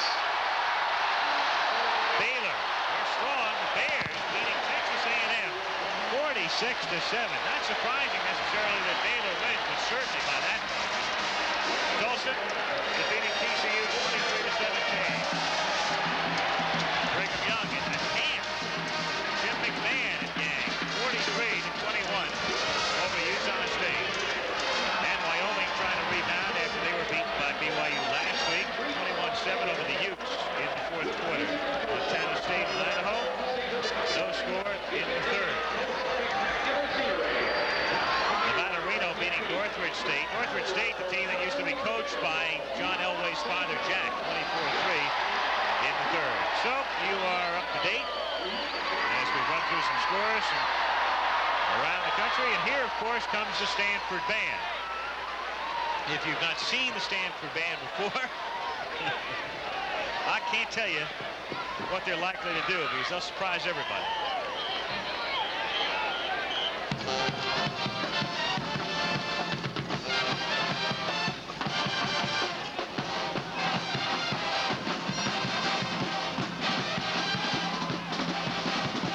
Just enough and too much by the Tower of Power. Opening up our halftime festivities from the Stanford Band. One of a kind.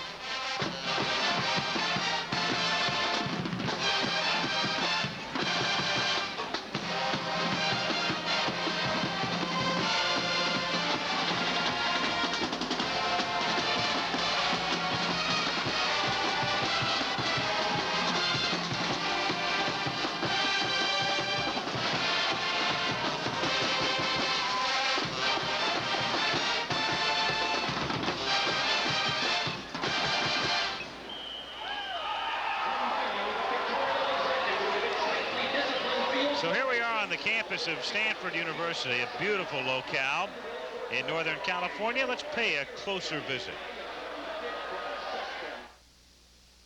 Since its founding 95 years ago by California Senator Leland Stanford and his wife Jane, Stanford University has emerged as one of the foremost academic institutions in the world. Located 40 miles south of San Francisco, the university's 8,200 acres stretch into the foothills of the Santa Cruz Mountains, beyond which lies the Pacific Ocean. Stanford's 12,000 students come from all 50 states and 70 foreign countries. More than 12,000 applicants now compete annually for 1,500 spots in the freshman class. They study under a distinguished faculty that includes 8 Nobel Prize winners. The university's graduate schools of business and education are ranked first nationally, while the schools of law, engineering, and medicine are among the nation's top 5. Stanford offers one of the most diversified and successful athletic programs in the country. The school has won 24 national championships in 9 sports, most recently the men's tennis and women's swimming titles earlier this year.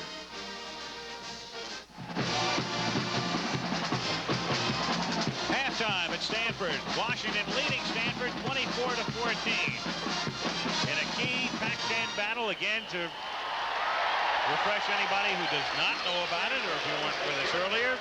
Most people know, of course, only 5 teams eligible in the Pac-10 this year to go to the Rose Bowl. Amongst those who can't go are SC and UCLA, ranked 2nd and 4th respectively. So today you've got probably the 2 best of the eligible teams, the 2 best eligible teams of the 5, contending head-to-head for what could very well be the determining factor in a berth at Pasadena on January the 1st. 24-14, Washington, the Stanford Band. Their rendition of a song called Mongoloid.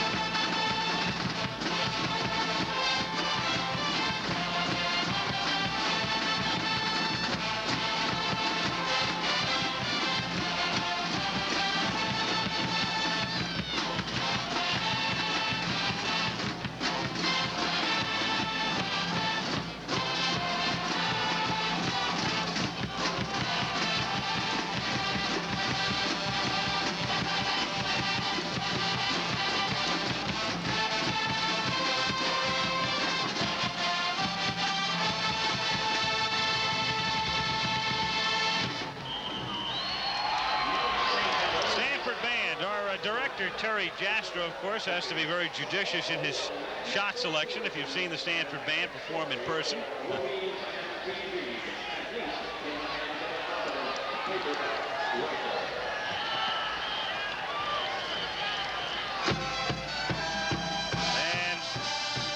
coming up right now is Paperback Writer. The song, of course, made popular by the Beatles.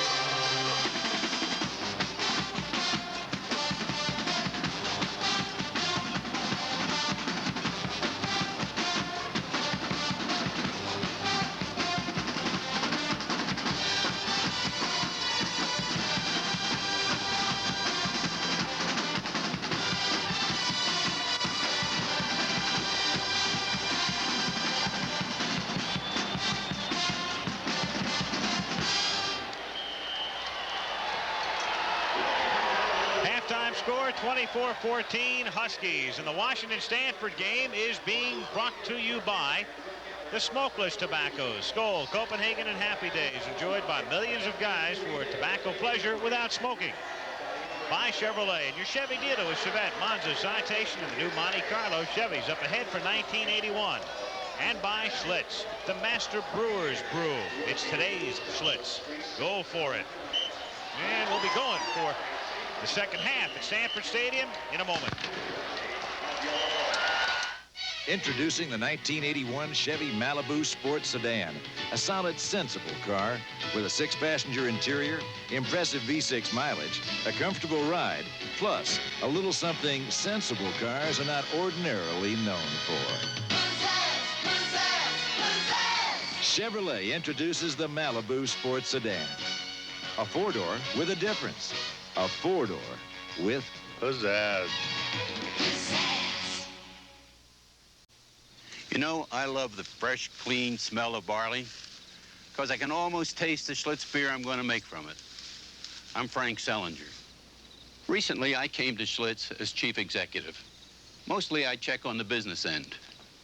But after 40 years as a master brewer, I check the barley, too, and the other fine grains to make a really smooth beer. Taste my Schlitz. You give a man a couple of days to himself and a Black & Decker workmate, and there's almost nothing he can't do. You can pound on it, saw on it, hammer on it, and sand on it. The sturdy vice jaws do the holding for you. You can clamp on it, paint on it, cut a shape on it, drive a screw on it. There's almost nothing you can't do. When America has a job to do, it reaches for Black & Decker. Kenny Easley has earned All-America honors twice at UCLA. His outstanding play has provided Coach Terry Donahue and Bruin fans many exciting moments. Like any All-American, Ken has worked hard and paid a price for his success. Personal honors are special, but Ken received a unique thrill by just being able to participate in college athletics. He'll realize a lifetime of enjoyment from active participation in sports. Football at UCLA has a proud tradition, and I'm proud to be a part of it. Unfortunately, drug use has become a tradition for some young people, but that's a tradition you can't be proud of. Drugs lead only to a lifetime of suffering and disappointment. I chose to participate in sports instead. So why not try the exciting challenge you can enjoy for a lifetime? Get high on sports, not on drugs. This message brought to you by the NCAA and the Fiesta Bowl. On the replays, Aaron Williams was able to catch 2 touchdown passes in the first quarter.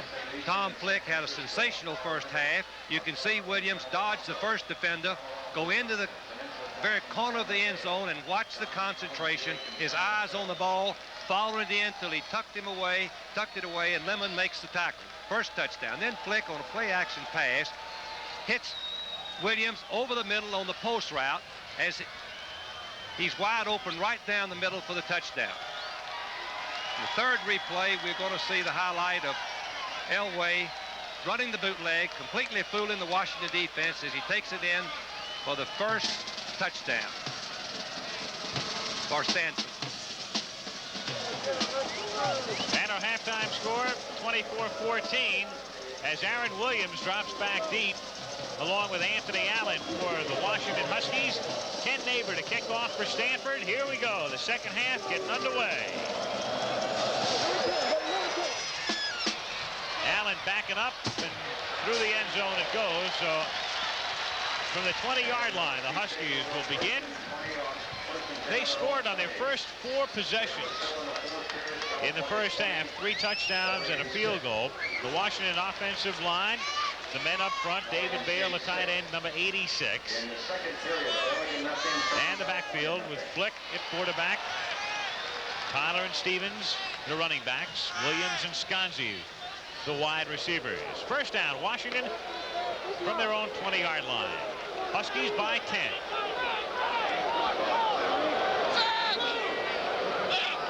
Anthony Allen goes in motion. Kyle Stevens gets a block from Tyler and picks up about 3 yards, where he's wrapped up by Craig Zelmer, number 52. The Stanford defense, Doug Rogers out of Bakersfield, the left tackle, Man in the middle from Menlo Atherton High School, right in the neighborhood, Aubrey, and Duker Dapper. Gotta love that name. Milt McCall, one outside linebacker. Zelmer made the last tackle, number 52. Dave Morsey, dad played with the 49ers, and Jay Summers, number 98. Second down, call it 6. Ball in the 24-yard line. Off the fake. Fleck with time. Over the middle and tipped away and nearly picked off by Dave Morsey, number 50. It'll be third down and 6 as we take a look at the Stanford secondary. Rick Jervis, number 11, out of Bend, Oregon, at the corner. Kevin Baird has been replaced, however, by Vaughn Williams. Baird was shaken up. Freshman Steve Lemon, number 30, is the free safety. Other side, you've got Mike Taylor. Third down, 6 from the 24-yard line.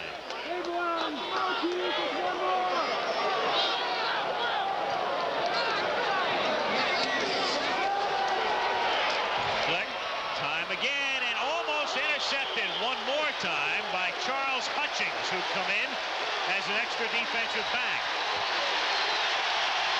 So the Stanford crowd getting noisy now as the Cardinals have held again. Actually, Stanford had a chance to have 2 interceptions on both second and third down. They got their hands on the ball. They just couldn't hold it. So after Washington had scored on his first 4 possessions, Stanford held them just prior to the half, and now they hold them again.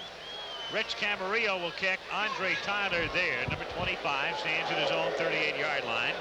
Camarillo came in averaging 36.4, and his longest boot this year, 52 yards.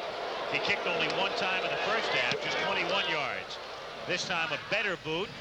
Tyler at the 38-yard line has no help and is smothered. Aaron Williams, who plays on the special teams and has, of course, caught 2 touchdown passes today, made the tackle. 38-yard kick. Stanford up front. Holloway, of all the stars that Stanford has, there are some people who think Holloway is going to be the first man picked in the draft, the left tackle, number 67. And the backfield. First down, Stanford from the 37. Elway to put it up right away. Nelson wide open. 40 to the 44-yard line and pushed back there by Ken Driscoll, number 40. And a flag goes down. So Driscoll and Nelson getting wrapped up, and a face mask call against the Huskies.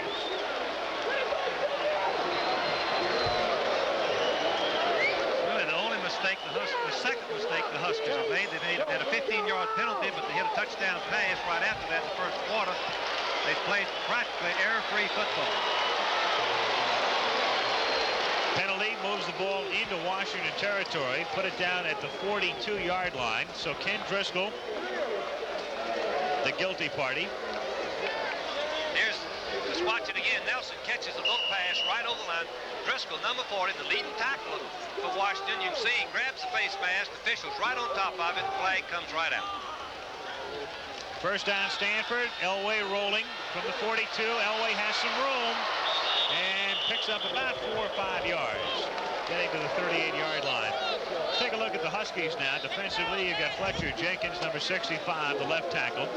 Man in the middle from Mercer Island is Mark Giroux. Rusty Olson's a good one out of Spokane, a senior. Brett Gagliardi, one outside linebacker from Seattle. Jerry McLean on the inside, along with Kenny Driscoll, number 40, the sophomore. Mark Stewart, the other outside backer from San Juan, California. Second down, 5 at the 37-yard line. Darren Nelson spinning and picks up about 3 to the 34, setting up a third down and 2. Secondary for the Huskies, Ray Horton out of Tacoma, the left cornerback. Kenny Gardner had an interception in the first half. Derek Harvey also had a pick in the first half, and Bill Stapleton completes the foursome. Third down and 2, Al, is, I think, a 2-down offensive series for them. I think they'll go both ways, both downs. Movement, flags, play blown dead before its inception. Fletcher Jenkins was the man who was initially over-anxious and created the chain reaction. But the indication there is that Stanford created the movement. But what happened, the defensive man charged across the line and then got back, and the offensive man moved. And watch the right guard on the right corner. The defensive man's going to charge. He doesn't make contact. The right side of the line moved. 5-yard penalty. So back it goes to the 39-yard line to make it 3rd down and 7. 13 minutes to play. Third quarter. Huskies lead 24-14. That was a tough break for Stanford. They didn't need that penalty. Tyler splits to the left, and Marjoram goes to the right.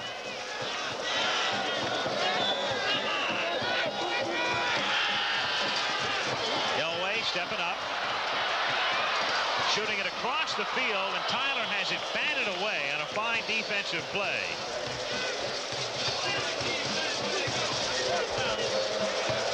Bill Stapleton getting a hand on it. Crowd today at Stanford Stadium, 60,066. 60066. Stanford stopped themselves with a penalty. Had a good chance to take it on in and score. Neighbor to kick now and try to pin the Huskies deep. Ken Gardner, single safety. Neighbor will angle it for the near side, and does. And let's see if he got it out of bounds, and at what point. Official marking it, and they'll spot it at the 12. Huskies taken over there. 12 minutes and 28 seconds to play. Third quarter at Stanford. The Huskies leading 24-14. Oh, Mr. Goodwrench, can I get a tune-up? Sure can. What's that? Your written estimate. Mr. Goodwrench wants you to know in advance just about how much the job will cost. He has the GM training and tools available to do the job right. Gee, that's reasonable. Mr. Goodwrench knows our customers don't like surprises. Keep that great GM feeling. Where Mr. Goodwrench works. With genuine GM parts. Dial it as National Sports News. It's new, it's rational just to call National Sports for all the latest reports. We're talking National Sports News. We've got it all. 900. What a wonderful call. 900-976-1313. 900-976-1313. Dial it. We're talking to you. At Stanford Stadium, Al Michaels and Frank Broyles. Third quarter, 12:28 to play in the period. Washington 24, Stanford 14, and the Huskies have it as they begin this drive at the 12-yard line. 1st and 10. Tom Flick had a good first half, the quarterback. Stevens and Tyler are the running backs. And it's Kyle Stevens to the short side of the field and no room at all. A sea of red shirts. Charge led by Charles Hutchings. In at the corner, number 46, a freshman. Now, Baird was hurt earlier for Stanford. Taylor is not in the game. They've got Hutchings, a freshman, Williams, a freshman, and Lemon, a freshman in the secondary, Frank. That's most unusual. Obviously, they'll be concerned about it and try to give them help with some double coverage. 2nd down 9. The number's on Flick. Stevens slithers out to the 16-yard line. Duker, Dapper, and Craig Aubrey making the tackle. One thing that Washington cannot afford to do is go conservative. They've moved the ball, mixing up passing and running in the first half, cracked the even balance in first downs. They need to come out and open them up again. 3rd down and 7.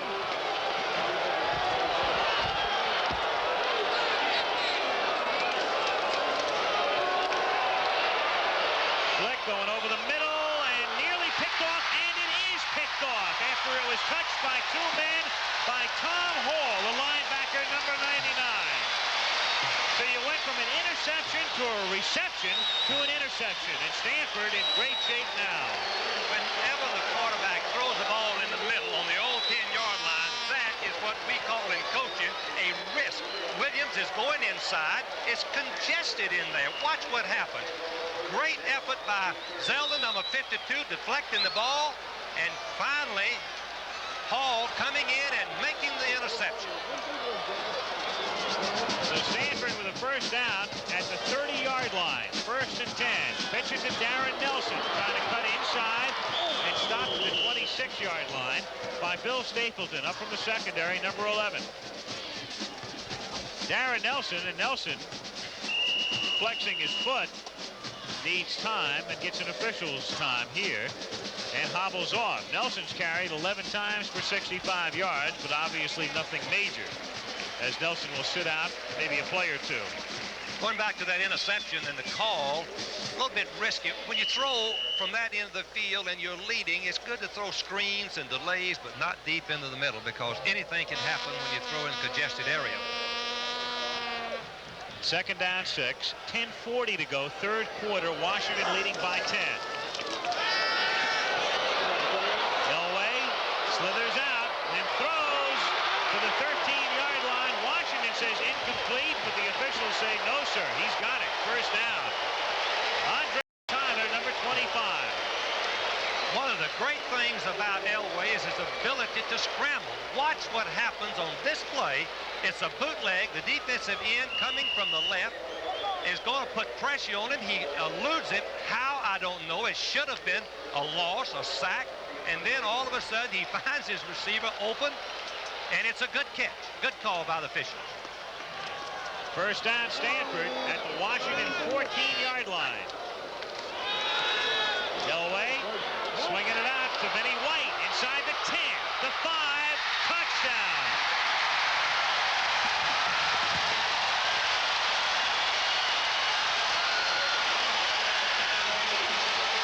With his moves, you would almost swear he's just taken jersey number 31 and replaced it with 22.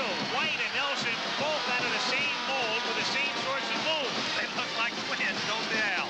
I agree with you. On the screen pass, obviously the Washington defense are trying their best to get back, and it's a perfect timing, and a screen is safe and effective. It gives the ball carrier a chance to use what he does best of his talent, run with the football, and Vincent White puts on display. Touchdown. 24-20 Washington. Ken Neighbor the kick. It's Elway this time who will do the holding. And a penalty marker is down. We've got a delay against Stanford. That'll cost them 5, but really shouldn't make any difference. Not with Neighbor's ability. Elway is now 10 out of 19 for 156 yards. If my memory's correct, Al, he did not complete a pass in the 1st quarter. It all has started since the 2nd quarter began. Got off to a very shaky start. The 2 interceptions he's thrown have both been on tip passes.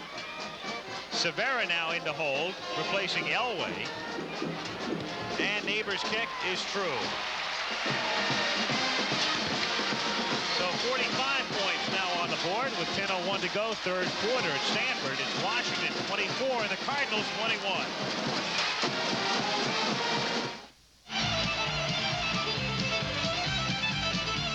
When our band's cooking, the music smokes. But not me, because like a lot of my friends, I use Skoal smokeless tobacco. I just take a pinch of that good-tasting wintergreen flavored Skoal between my cheek and gum, and it gives me real tobacco pleasure without ever lighting up. So when you want something that smokes, listen to the Charlie Daniels Band. But when you want real tobacco enjoyment without smoking, try Skoal. A pinch is all it takes. Thank you. We appreciate it. Wendy's has the taste. Single, double, and triple. Hamburgers fresh, not frozen. We have the taste. So let the others have their slogans. Wendy's makes them fresh each day. Serves them up to you hot off the grill. 256 ways. The way a good restaurant will. We have the taste. Wendy's has the taste. Wendy's old-fashioned hamburger taste. We have the taste at Wendy's taste. We have the taste at Wendy's. Football excitement is just the beginning in the Pacific 10 Conference. Pac-10 members have won 150 NCAA championships in 12 different sports. A record unmatched by any other conference. Just one reason why the Pac-10 is known as the Conference of Champions. So the Washington Huskies will take possession again in what has been to this point a very fine football game. Stanford and Washington at stake, of course, a possible trip to Pasadena. There's the last Stanford scoring drive, and they did it rapidly, 67 seconds. Vinny White taking it in from 13 on the pass from Elway. Huskies 24, Cardinals 21. Ken Neighbor kicking off. Anthony Allen back deep, along with Aaron Williams.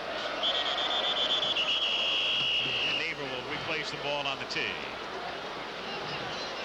Quite a week for Stanford. Of course, they had a Nobel Prize awarded this week to a member of the faculty, Dr. Paul Berg, very heavily involved in genetic research, named a Nobel Prize winner this week due to his recent discoveries with DNA. Neighbor putting it in the air. And it's Anthony Allen. He'll come out after hesitating to the 10, 20, and out to the 24-yard line. Stopped there by Charles Collins, number 55. All right, Frank, Washington had great success, of course, moving in the first half, but Stanford may have found the secret defensively. Well, they've had Washington backed up out, and Washington's been a little bit careless in their passing. They've been throwing down the middle, and there's been congested areas, and it came close to 2 interceptions and finally got the third one. Don James, head coach at Washington. First down. Huskies from the 23-yard line. Swing it out to Roseboro, who is the man in motion, and he gets out to the 26-yard line for a pickup of about 2 or 3. Tom Hall making the tackle. Those are the type passes that you want to throw when you're backed up and leading out behind the line of scrimmage, and mostly delays.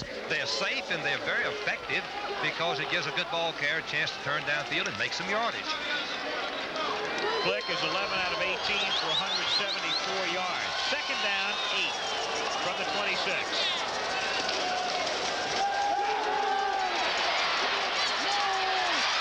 To the 45-yard line to Ron Blacken. Blacken is one of the top receivers for the Washington team. He has great speed. You're going to see him go in and back out. He bends inside, which gets Hutchins, the defensive back, fooled. Then he opens up to the outside and jumps and catches the ball for the big play. First down, Washington at the 45. Paul Wiggin, head coach at Stanford, watching a draw play here to Tucson Tyler. He takes it to near the 50-yard line. Paul Wiggin, first year at Stanford. Of course, they had Bill Walsh here a couple of years ago, did a great job, went to the 49ers. Then Ron Dowhauer took over for a year. And now Wiggin, co-captain in 56, along with John Brody, played with Cleveland, of course. He was an all-pro with the Browns. Assistant coach with the 49ers, head coach at Kansas City, and last year an assistant under Dick Nolan at New Orleans before accepting here. Tyler swinging to the outside and getting nowhere. Short loss. Jay Summers wrapped him up. 98. Excellent defense by Stanford. It's really the first time that they have played the quick sweep properly, and they got good corner support from the freshman Hutchison, who's in the ball game, and then Summers came from inside and made the play. Very well played. Third down and 7 from the 49-yard line. 8:05 to go, third quarter. Washington leading by 3.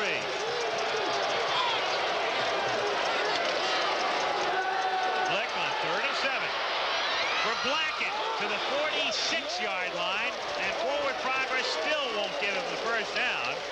They'll spot it near the 45 and right at the 45, as a matter of fact. Jervis makes the tackle. They're shy of the first down by about half a yard. They're going to go for it, and I would too against Stanford's offense. You want to keep them on the bench as much as you can. So fourth down, 18 inches to go. The two big backs are in, Roseboro and Tyler. They give it to Roseboro, and it's going to be close. He did not make it by the spot of the one on this side. It's going to be 2 inches short by the way this one on this side spots it. You're exactly right. The Stanford Cardinals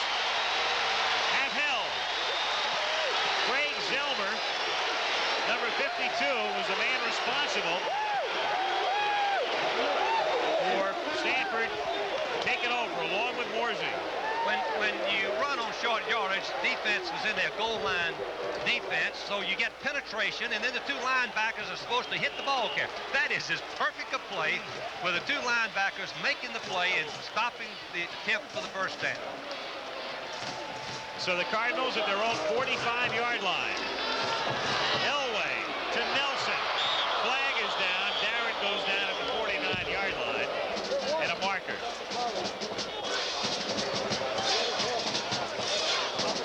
And it's going to be against Stanford. Stanford left guard was holding Mark Giroux, number 67.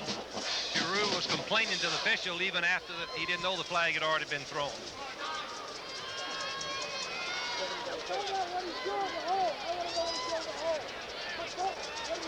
Now Stanford's got to come back, and they'd be first and 25.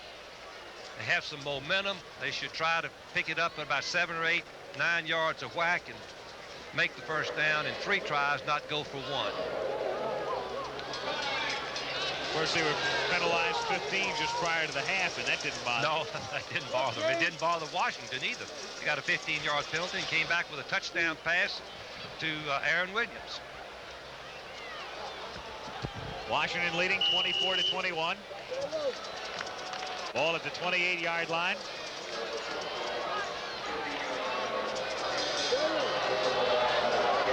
It's first down and 27. Elway. Wait for somebody to get open, and it's Marjoram, and then it's batted away.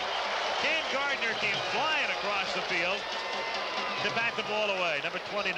The great thing about the Stanford football team and their passing attack is the ability to adjust when the quarterback scrambles.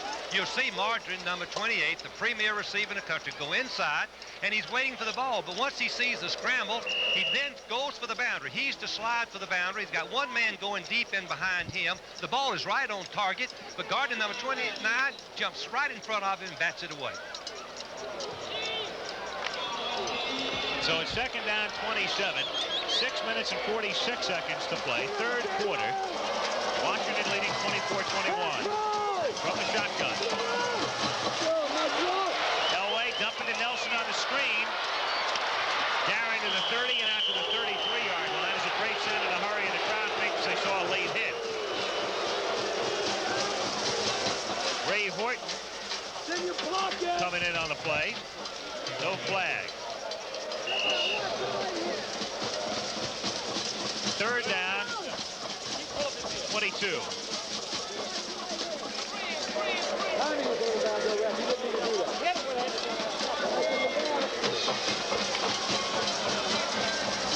Clock running, third quarter, 6:06, 6:05 to play in the period. Third and 22.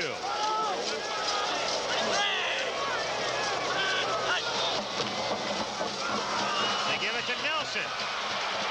To the 40 and wrapped up at the 41-yard line, so they give him some ground, but Stanford will have to kick. Ken Gardner and Ray Horton combined to make the stop. So on fourth down, Kenny Neighbor in the punting unit coming in.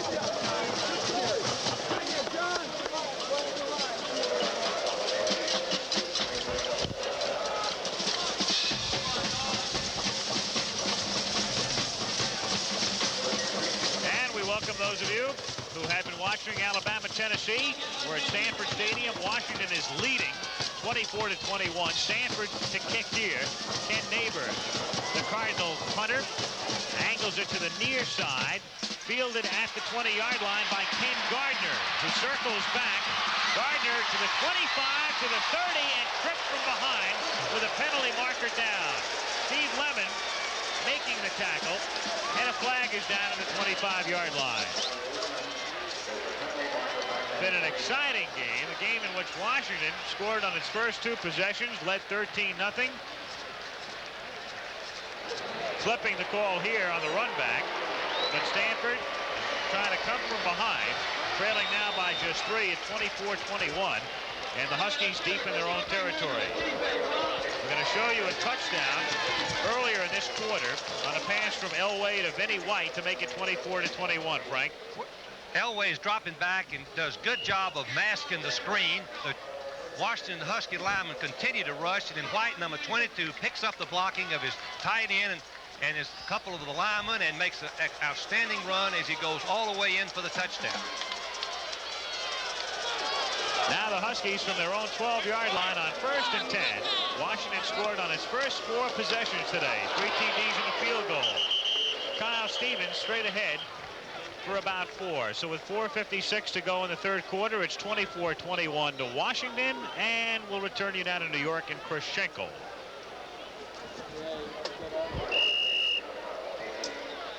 (24-21) Huskies on top. 4:35 to go in the 3rd quarter. 2nd down, 7 at the 16-yard line. Tom Flick. The fake, going deep, looking for Williams. He's out in front, but overshoots him. Aaron Williams, who scored 2 TDs in the first half, had beaten Mike Taylor that time. Well, when a receiver's running deep, he must get some kind of movement on the defensive cornerback. So watch Williams. He's going down, and while the fake is taking place, watch him kind of break his stride just a little bit as if he's going deep. Then he turns it on, but the pass was overthrown. I think he was trying to make a little bit of a fake to get in behind the defensive back. 3rd down and 7.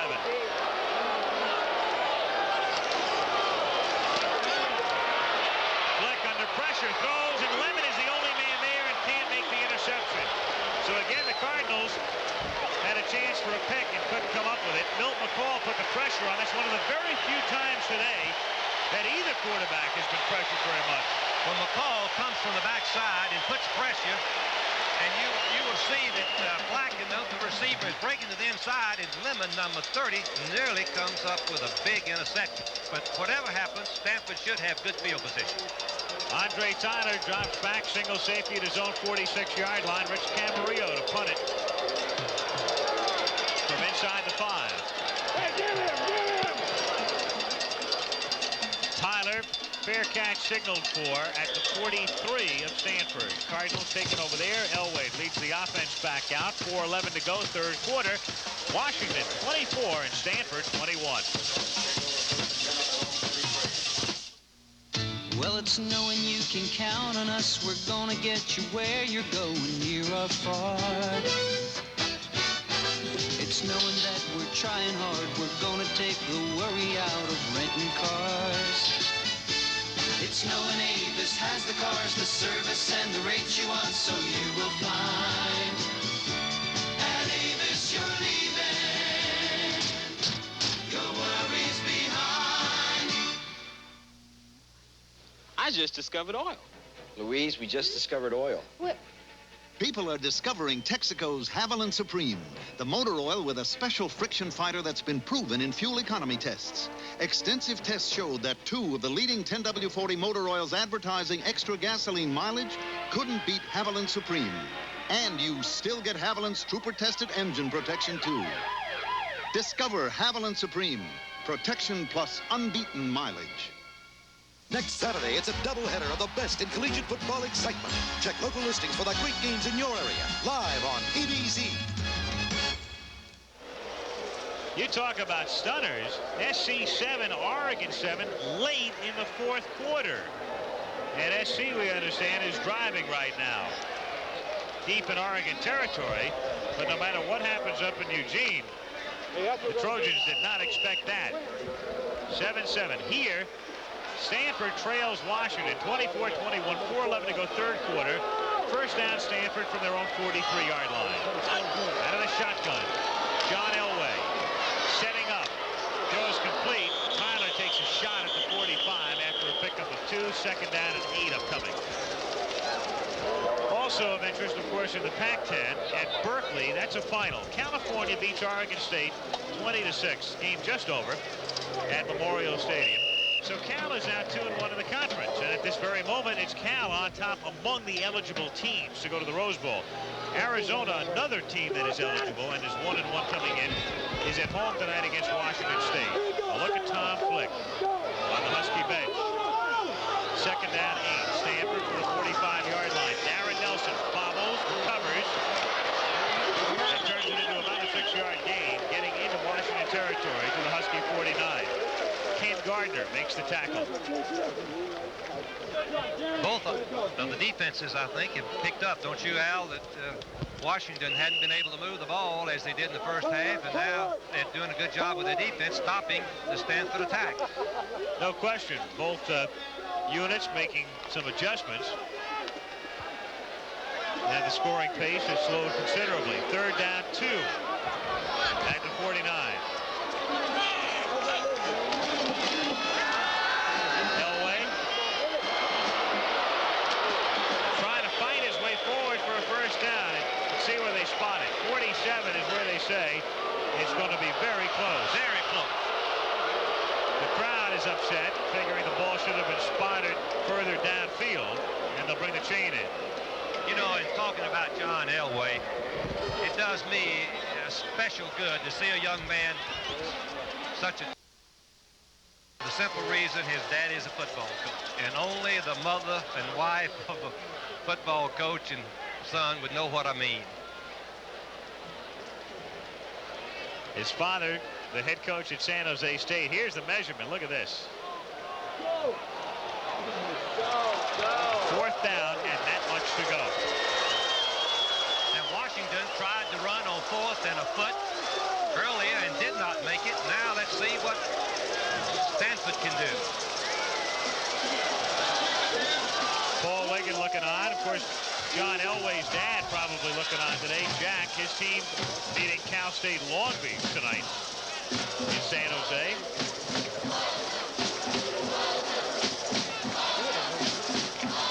Stanford on 4th down and an inch or 2 from the 47-yard line. 2:38 to go, third quarter. I wonder if they have the quarterback sneak. Haven't seen that yet today, but you know, knowing Stanford, they could throw a bomb on 4th down here today. Anything.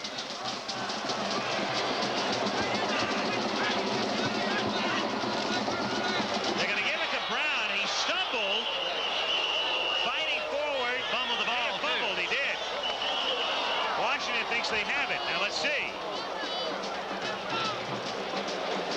Jerry McLean is the man who came up with a football. But Brown had picked up the first down. He was down.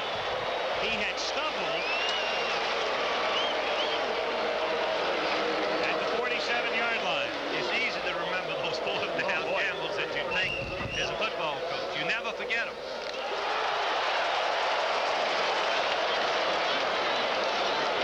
First down at Stanford at the 47-yard line.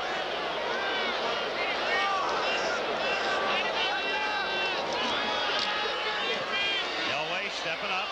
They run with it. To the outside he goes. And run out of bounds at the 43-yard line by Mark Stewart, number 38. Here's a final. Oh, I tell you, that's as shocking as any score that's come across this year. Oregon, of course, had one-side victory over Washington. Yep. But they didn't have their great quarterback. Reggie Ogburn. Reggie Ogburn did not play. Nonetheless, that does not figure at all. No way.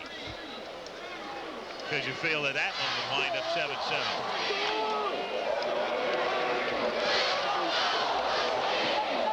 Second down, 6 at the 43-yard line.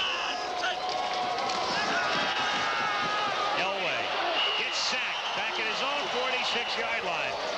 Rusty Olson with the penetration, number 64. Al, I just happened to be watching, and Olson was not going to be denied. He came charging right over Mike Neal, number 68, and just watch on the left of your screen, number 68. The toughest skill in football is trying to protect the passer, but Olson came right over the top of him, made the play. Timeout called here by Stanford with 1:27 to go in the third quarter. Frank, if there is a precursor for the Cardinals, it's the fact that This season, they've been outscored as we approach the fourth quarter, and they have been outscored in the final period 70-30 this year. Well, I think you base this on two things. One is the Stanford defense has not been up to par, and by the time the fourth quarter comes around, the opposing offense has got them pretty well figured out. And secondly, to defense Stanford's passing attack, it takes a lot of work, and you cannot prepare properly for it with a B team trying to execute for the likes of John Elway. And once you get in the ball game and you begin to adjust to the passing a little bit better as the game progresses, this is normal. Want to remind you, coming up at 6 o'clock on Monday night, the Oakland Raiders, Jim Plunkett leading the gang against the Pittsburgh Steelers, Bradshaw.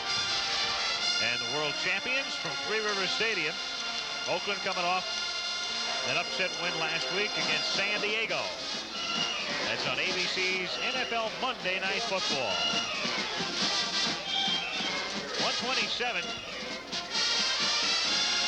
remaining in the third quarter. The Washington Huskies on top 24-21. I think what we can expect here is for Elway to move the pocket to the outside. Paul Wiggins told me that the offensive linemen aren't quite big enough to protect a restricted pocket inside for the entire ball game. Let's see if he doesn't move out and try to find a receiver. There's Flick. Third down and 17 for Stanford. Elway throwing deep. Looking for Tyler. He's open, but the pass is out of bounds. Andre was available, but the pass was out of bounds, and Elway took a shot. Goes down, but now gets up. He has a cannon for an arm, but it's just impossible to throw the ball that long without that far without the defensive safety coming over, and the ball's just drifted out of bounds. Ken Gardner drops back to receive the kick. Ken Neighbor to boot it away. Positioned at his own 32. Wobbly kick. An angled kick, and bobbled, and fielded, and Gardner to the 20, the 25, the 30, the 40. He's got Neighbor to beat, and Neighbor able to stop him at the 34-yard line. Ken Gardner, who returned a kick 65 yards for a touchdown against Oregon, has set Washington up in excellent shape at the 33 of the Cards. We talked earlier about the Washington special teams and the great effort that they give, and this is an indication. Ken Gardner breaks up the middle, and then he sees some daylight, and he breaks in for the boundary before Neighbor, the kicker, finally knocks him out of bounds. 56-yard return after a 41-yard punt. First down, Washington from the 33-yard line as Kyle Stevens has the first down to the 22. Dave Morsey makes the tackle. What we just witnessed on that run was the fired-up Washington team after the long punt return. And, of course, there's Gardner, who made the great play, number 29. And then a little bit of a letdown by the Stanford defense. First down at the 22. 48 seconds to play in the third quarter. Stevens through the middle, loose ball. Some of those in the pile did not know the ball was loose, and who's got it? Stanford.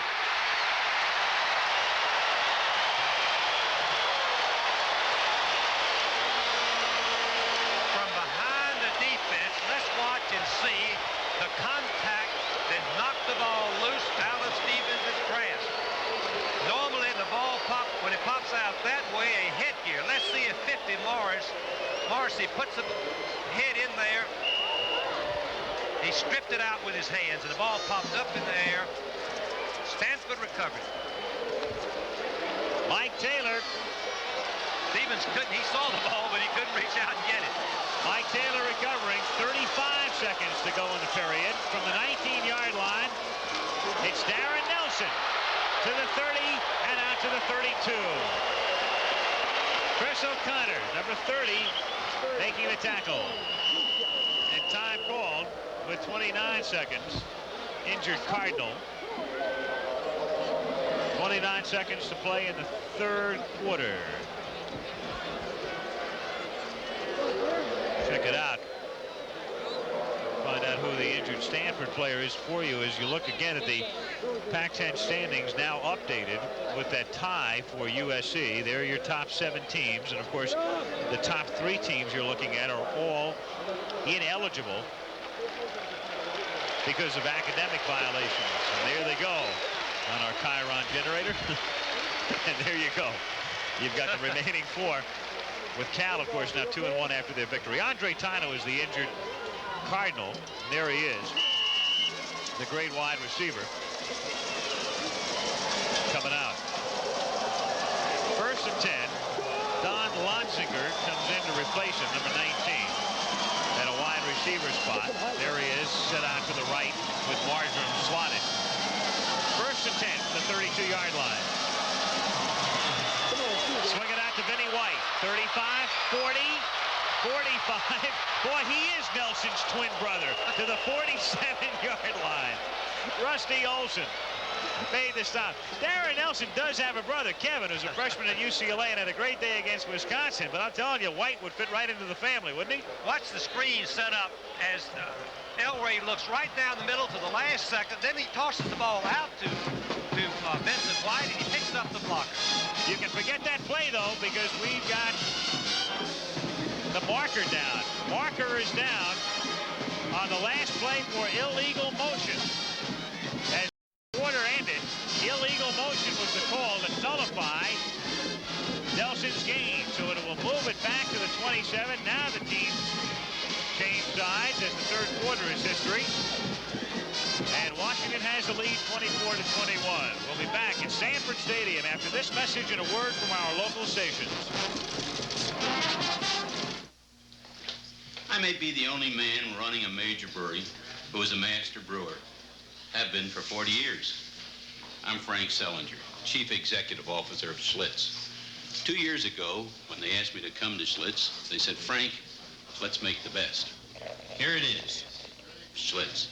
Compare Schlitz with any other beer. This has the taste that I've been after for 40 years. I know you'll like it. How much can an 81 Chevy van carry? Just watch. You'll be amazed. Another Chevy van.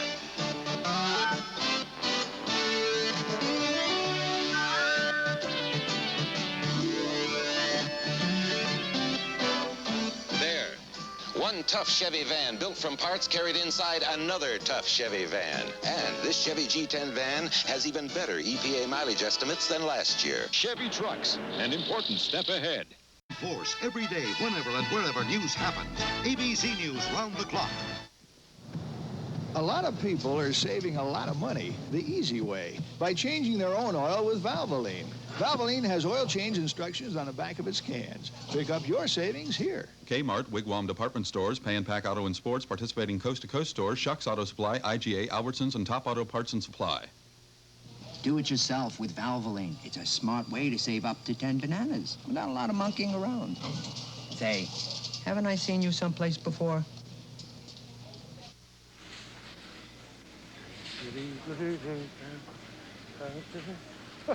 Are they kidding or what? You gotta buy a piece of the boat and come over on. Fat chance. I ain't paying the salary for some washed-up athletic. Oh, whoop-dee-doo, whoop-dee-doo. Everything's premium, except the price. The Steelers meet the Raiders Monday at 7.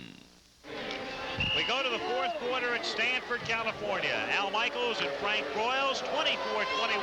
Washington leads it. Stanford has the ball at its own 27-yard line. 1st and 15. And Andre Tano, who was shaken up at the end of the 3rd quarter, is back in, wide receiver. Elway, deep drop, swinging out to White. 25, 30, the 35, spinning and dancing to the 39-yard line. So White, who had a good game nullified by a penalty, on a swing pass, the screen actually at the end of the 3rd quarter picks up good yardage here. Actually, Stanford's going to the screen because of the big, heavy rush, and the ball is just tossed out here. White actually makes a good catch to control the ball, then watch his moves. This is what backs do. the best is to get that screen pass, pick up a couple of blocks, and get on open field. Oh, that was a big 15 yards. Second down, 13 from the 39-yard line. Elway rolling, throwing, complete to Tyler, the 47 of Washington. Andre Tyler, the senior, but he still has a year of eligibility left if he wants to use it. He's a senior academically and a junior athletically. Take a look at the numbers here through periods 1, 2, and 3. 14 first downs for Washington, 13 for Stanford. Total offense, Washington is still ahead, 329 to 258. Pretty much an even ball game. First down, Stanford at the 47-yard line. Darren Nelson to the 43. Chris O'Connor makes the tackle. 13:40 to play. That was a good play selection on first down to try to trap him right up the middle, and Nelson came close to popping for a long gainer. Late afternoon, beautiful day at Stanford. Beautiful pictures today. Terry Jastrow, our director, Terry O'Neill, our producer. Must be the neighborhood guys. You like it up here, don't you? Beautiful country, Al. Second down and 6 from the 43. Vinny White tripped up at the line of scrimmage. Ray Horton making the tackle.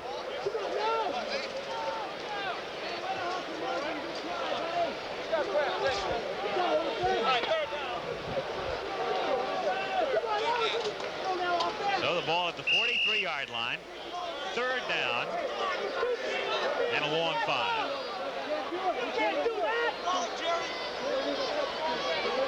Each team 1-1 in the conference coming in. Elway at 56% to this point.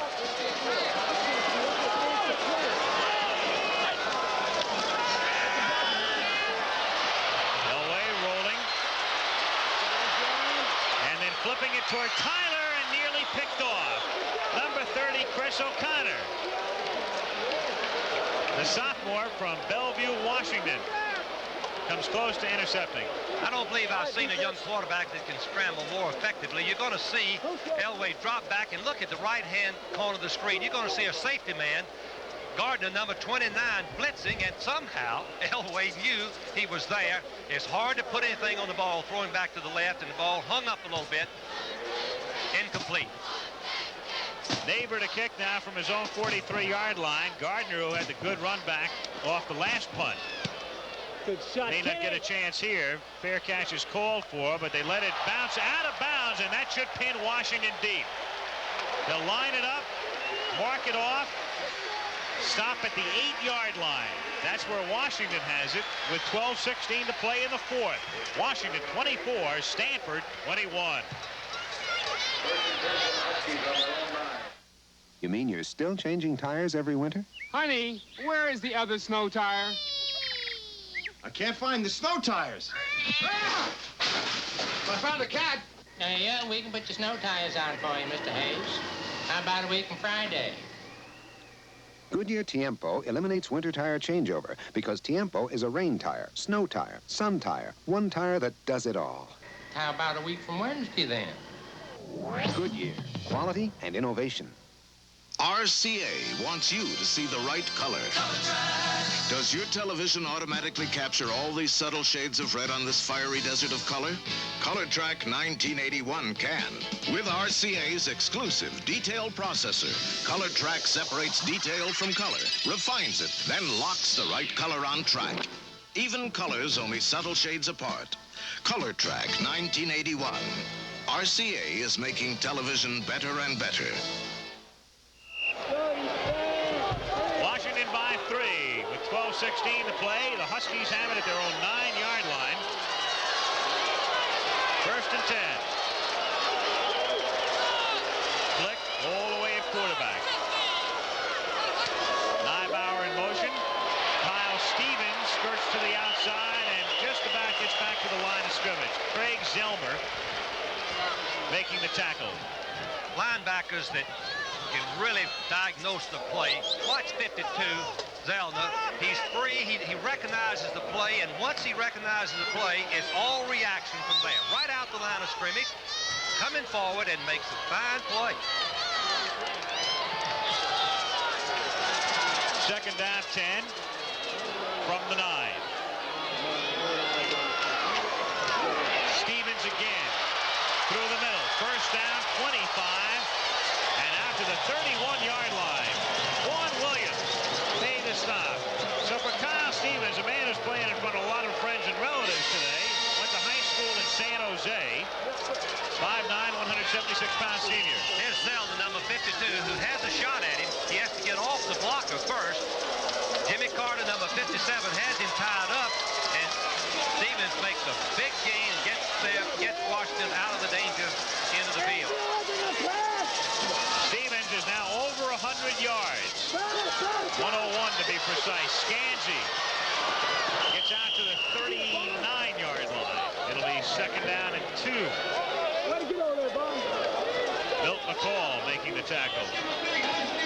George Hill, our statistician, a Husky graduate, though no doubt being very impartial today, telling me that Stevens has 101 yards on 24 carries. Kelly Hayes, our spotter, of course, only roots for teams from Malibu. Second and 8. Out to the 41-yard line. Tyler. Open up the mic. And a first down. This is our ball game. We're ahead in the ball game. This is about points. Keep our points. Suck it up. Hey, guys. We got more of the rest. Nothing to hold back for. Defense has got to win it now. We're in 3. We're in 2. We're in 2. In our face, guys. Can't let them score. No more points. Keep pausing. Ball down every play. Well, let's skip Hall, imploring his unit. The defense on the Washington sideline from the 42. Tyler, on a delay, takes it out to the 44-yard line. Gain of about 1.5 yards. Doug Rogers, number 60, making the tackle. Got to pay credit to the Washington offensive line. They have just been outstanding. They've been dominating the game most of the time. Early in the third quarter, they've kind of lost a little of his movement, but they're back moving the Stanford defense back. You saw assistant coach John Peace with the Huskies. Second down and 8 from the 44. Scanzi was in motion. And Scanzi takes the pass and gets dumped at the 47. Again, it's Milt McCall, number 80, who gets shaken up after making the tackle. There's a young man, Tom Flick, that's had a sensational game. He's 15 out of 24 with 212 yards. Made only one bad decision, threw for an interception early. There's McCall, who was injured and on the play, had to leave the game. Not a man Stanford can afford to lose. Third down and 5 at the 47-yard line. Huskies leading 24-21. Flick, no pressure to Scanzi, and drops the ball. Just left it there. Would have had the first down because he had enough room to maneuver at least 2 or 3 more yards, and that would have given him the first. Big break for Stanford.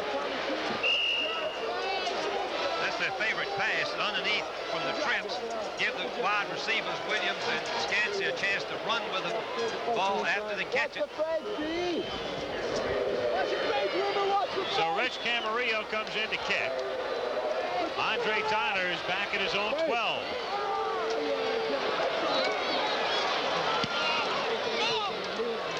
Tyler from the 9. Out to the 22. 8 minutes and 45 seconds to play. Fourth quarter. 24-21, Washington. Steve, a little one-on-one. I have to do some yard work. Want a Michelob Light? I don't have to do any yard work.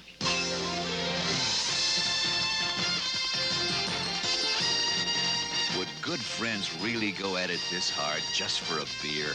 Well, consider it's Michelob Light. And that means a rich, smooth taste you can compare to any beer you like. 102 to 98. How did you do it? Defense? Michelob Light. Compare the taste. I'm Joe Duncan, State Farm agent, Cincinnati, Ohio, speaking for thousands of State Farm agents around the country. You know, there are a lot of reasons why people come to State Farm agents and stick with State Farm agents year after year. I think one of the big reasons is service. State Farm built its reputation on service. People expect it, they are paying for it, and we deliver. And like a good neighbor, State Farm is there. More than 11 million students attended America's colleges in 1979. Are you one of the millions enrolled for classes during the 1980-81 academic year? The nation's colleges offer an opportunity for everyone. Higher education, people preparing for tomorrow's challenge. The two coaches, Don James and Paul Wiggin, and certainly not lost in either man's mind right now, as you may be playing for a Rose Bowl bid these next 8:45. That much time left. Stanford has the ball at the 21-yard line. They trail by 3 as Elway goes to Marjoram out to the 35-yard line. Pickup of 14 on the play. Marjoram has such a knack of finding the opening. He's going to curl inside, find that opening, and Elway gets the ball to him low where it cannot be intercepted. And watch his concentration, his arms going down, pulling the ball up to his chest, rolling over and showing the officials it was a legal catch. There he is, Ken Marjoram, 6'1" in your program and 5'11" on the Pro Scouts tape measure. First down from the 35-yard line. And it's Marjoram again out to the 46-yard line and close to a first down. Ray Horton makes the tackle. So Elway to Marjoram. Elway now 16 for 28. Similar stats between the two quarterbacks today. Flick 15 out of 25. You have to be impressed with the performance of both quarterbacks. And really this pressure game that, as you've mentioned so far, means so much and possibly a Rose Bowl. There's Ken Marjoram's record for the day. First down to the 46-yard line. Darren Nelson into Washington territory. That's a one-man show to the 40-yard line. All right, he says, you guys won't give me any help. I'll do it myself. From behind the defense, you're going to see exactly what Nelson saw. And when he catches the pitch, he's going to run out, and he gets turned back inside. He sees a little daylight. Watch. Boom. He cuts right back to the inside laterally. That's quite a run. 40-yard line. Cooper in at fullback.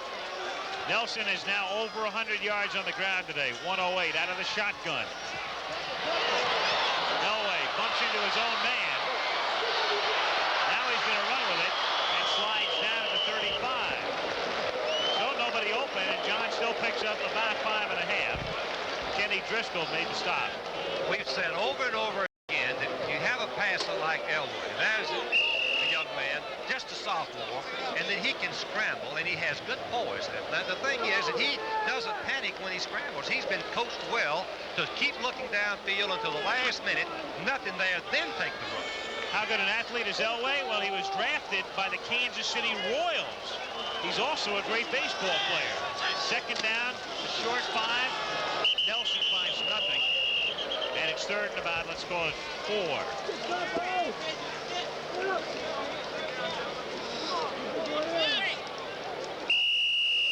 Third down for big play. 6:27 remaining fourth quarter. The Huskies leading 24-21.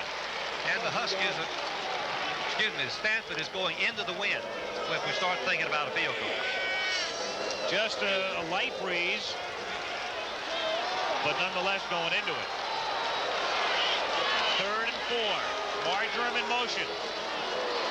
Vince White spinning and fumbles, and Washington has it at the 32-yard line.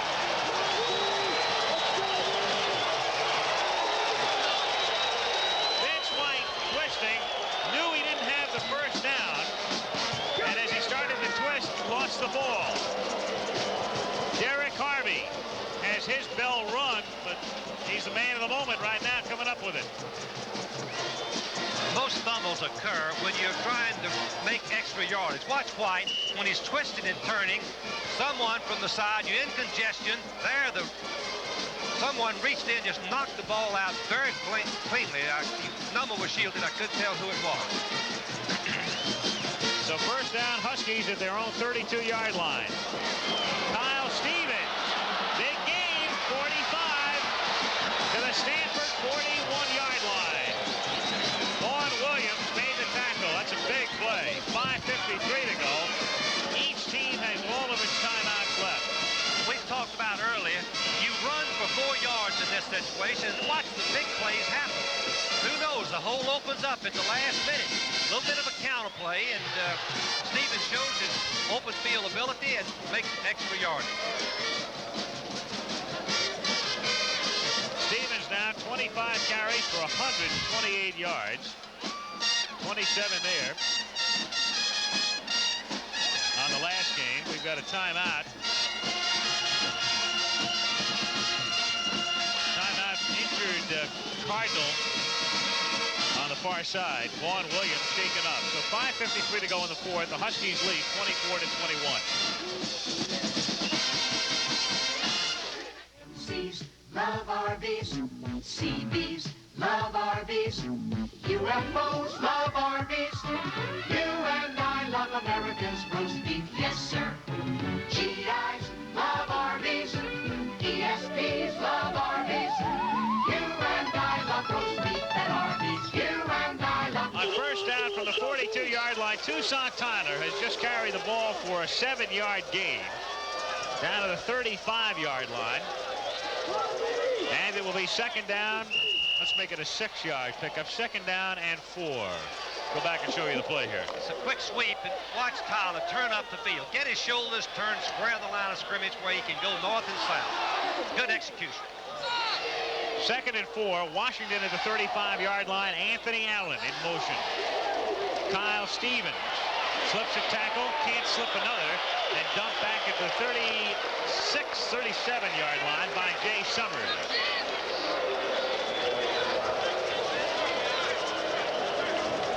That may have been the key play of the ball game so far. Big play by the Stanford defense to throw Stevens for the loss, making it third down and 8. Call it 3rd and 7 right now. Ball right at the 38-yard line. Blacken splits wide to the left. Then they shift out. They slot Scansey and Allen both. And Tyler is the sole running back on 3rd and 7. Nobody there. Incomplete. Mistimed route or whatever as Flick threw it out for Scansey, but he was well down the field. One of the favorite formations of Washington is trip formation, and these 3 men are going to run all types of cuts and maneuvers, trying to confuse the Husky defense. And number 17, Blacken, as you watch the right corner of the screen, is wide open for a touchdown. No one saw it. So 4th down at the 38-yard line, 4:33 to go. Andre Tyler is back at the 10. And Rich Camarillo will try to angle this one.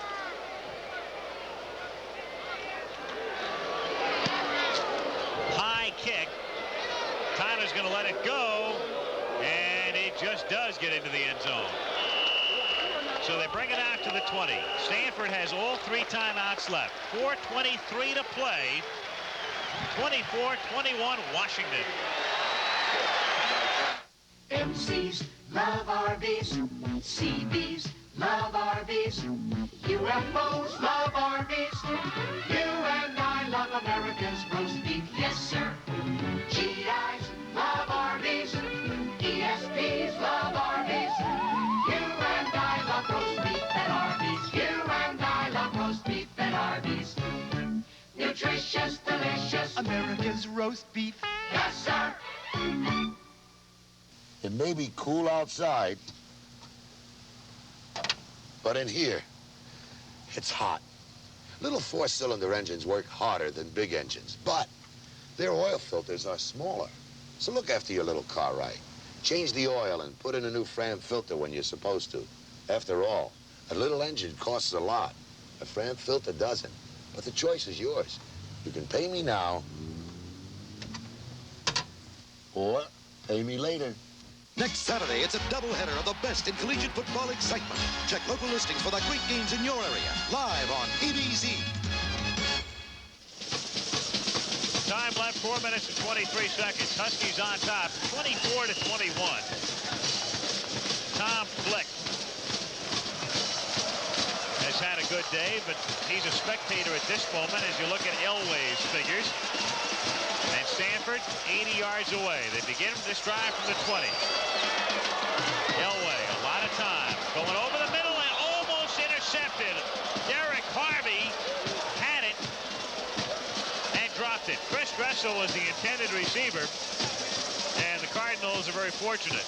Yes, they were fortunate because this is, I guess, the really only bad throw I've seen Elway make in the ball game. He overthrows Dressel on down the middle. You never overthrow a down the middle pass. You underthrow maybe, but that one could have been and should have been intercepted by Harvey, number 3. Second down 10, 4:18 to play. Out of the shotgun.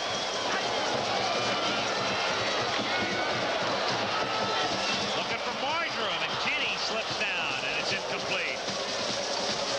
Marjoram slipping on his cut at the 40. Martin is going to try to go in and back out to the boundary, catch the ball behind the cornerback who is pushing him to the inside on that particular part of the field. Now he's going to break outside. It just takes too much of a throw with Elway under a little bit of duress. Third down at 10, 4:13 to play.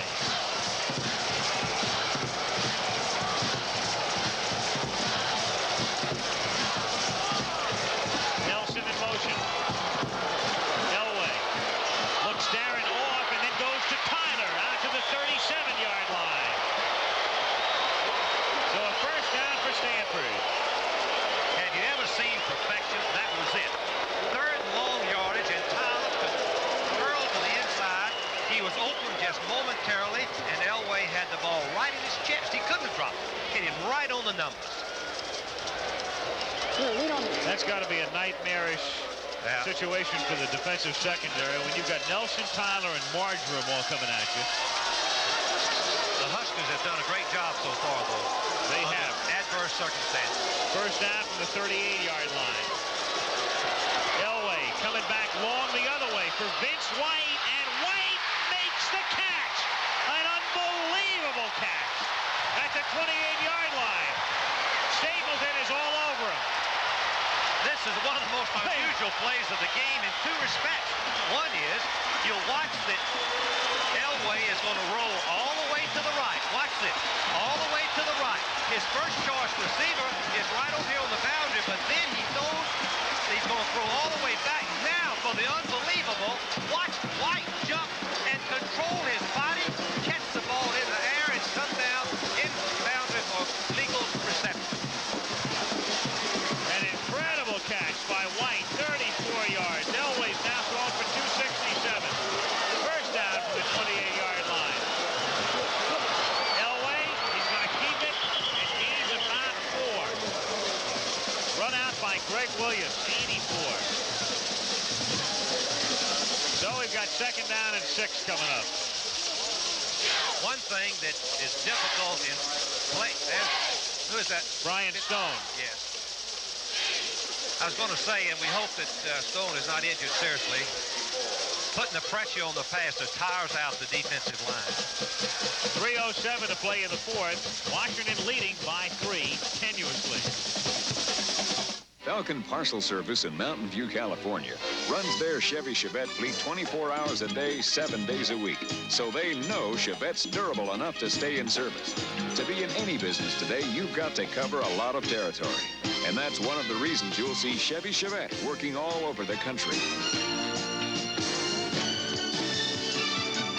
And starring in the Joey Chitwood Thrill Show, the 1981 Chevy Chevette, one tough son of a gun. Inside this Magnavox Color TV is a Magnavox high-resolution filter that gives you 25% clearer touchdowns and hold-ups, shootouts, and drop-ins, weather maps and anchor men, baseball bats and rolling pins, movie queens and bobby socks, even commercials for Magnavox. Color TV with a 25% clearer picture. Another Magnavox bright idea. The brightest ideas in the world are here to play.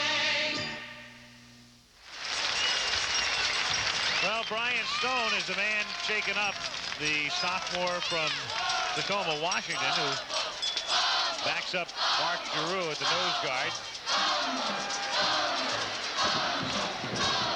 He comes out as Stanford, with 3:07 remaining in the game, has it second down and 6 at the Washington 24-yard line. Nelson is the I-back. This is White now. White takes it inside the 20 and gets to the 17-yard line and should have the first down. Greg Williams making the tackle. Vincent White, sophomore, Denver, Colorado. He, along with Nelson and Kenny Marjoram, 3 of the 4 members of Stanford's 440 relay team. I have confidence in him in this situation to have him in the ball game in place of Darren Nelson, excuse me. Darren Nelson, he's averaging his White 7.6 yards a carry thus far this season, counting today. First down from the 17-yard line. Elway gets hit, throws out of bounds. Pressure that time applied by Fletcher Jenkins, number 65. So 2:32 remaining. They are certainly within field goal range for Ken Naver, but Stanford's not thinking field goal right now. By no stretch of the imagination. Boy, I tell you, that would really throw that Rose Bowl thing into... Paul Wiggins told me yesterday, he said, we spent an hour trying to figure out the advantages or the disadvantages in a meeting of what happens if we tie. Do we go for the die or do we have to go for the win? Second down and 10 at the 17-yard line.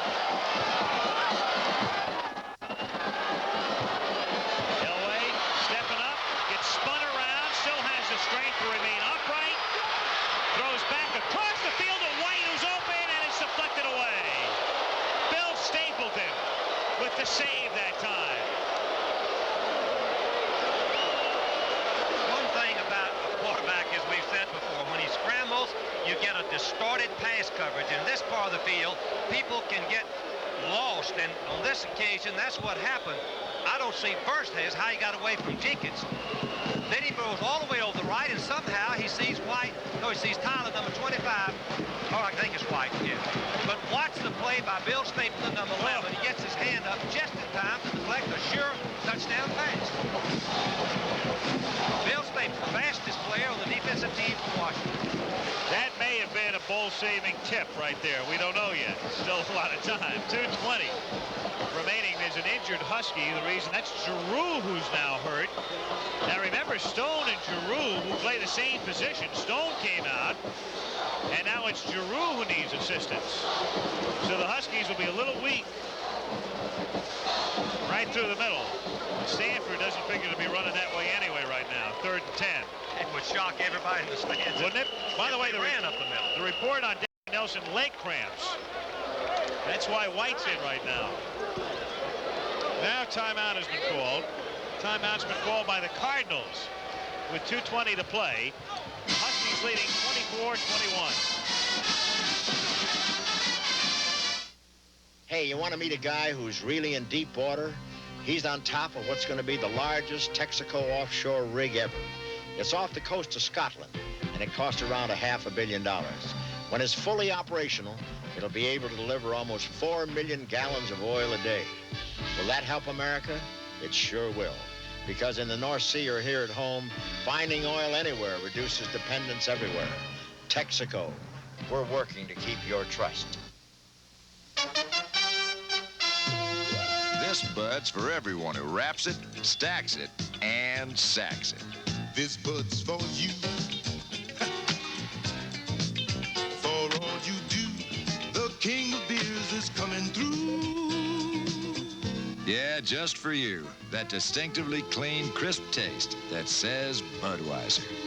For all you do. This bud's for you. Denny Green, the offensive coordinator, and John Elway, his quarterback. As the big man comes back to the huddle with 2 minutes and 20 seconds remaining in the game. The situation is this. Washington leads at 24-21. Stanford has the ball on on the Huskies' 17-yard line. 3rd down and 10. Darren Nelson out of the lineup at the moment with leg cramps. Vince White, one running back.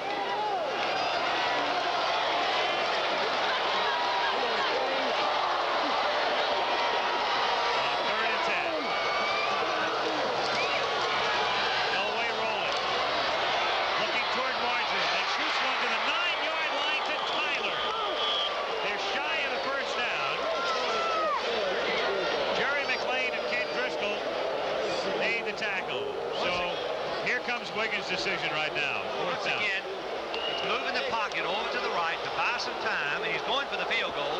We can see the substitutes coming in. But watch the concentration. Elway sees him. Tyler gets it, pulls it in, just short of a first down. Ken Neighbor, they'll spot it down at the 17-yard line. Now, Frank talked about Wiggins yesterday with his staff, spending a lot of time thinking about the possibilities, and obviously what they've come up with is that a tie would be more beneficial to Stanford than Washington if it gets down to it. Now another timeout call. They didn't have 11 men on the field. And Stanford is now out of timeouts. They had used 2, and that's their last. And that could really hurt you, because let's say you get a break and you intercept a pass or whatever, even if you do tie the game, then you got some problems. We'll see. The strange or different, at least, Rose Bowl policy is that when 2 teams tie for the championship, then they go to the non-conference schedule. And it's decided by the team that has the best non-conference schedule, which would, I believe, favor Washington. Well, except for the fact, though, that Stanford has lost to Boston College, and Washington has not lost out of conference this year. And they only have Navy left out of the conference. So it would go to Washington. That's what I was trying to Yep, right. Go to Washington. Yep. And, of course, both teams still have SC to play. Now, they're your current standings. Cal, of course, has to still meet UCLA. They still have to meet Stanford. 2-1 after their victory. If they were to tie today, that's the way it would stand. Stanford and Washington would each be 1-1 and 1. Neighbor has kicked 5 of 11 this year in field goal attempts. 26-yard effort, and the kick is good to tie the game. So Ken Neighbor, with 1:27 remaining, has tied it up at 24-24. And Neighbor will be kicking off to the Huskies with 1:27 remaining at Sanford Stadium. We'll be back right after this break.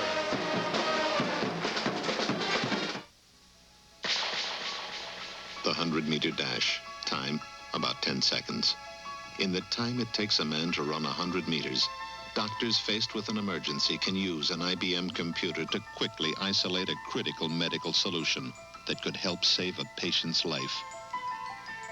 In less than 10 seconds, engineers can use an IBM computer to monitor the energy use of this building over 150 times, helping conserve 20% of yearly fuel costs.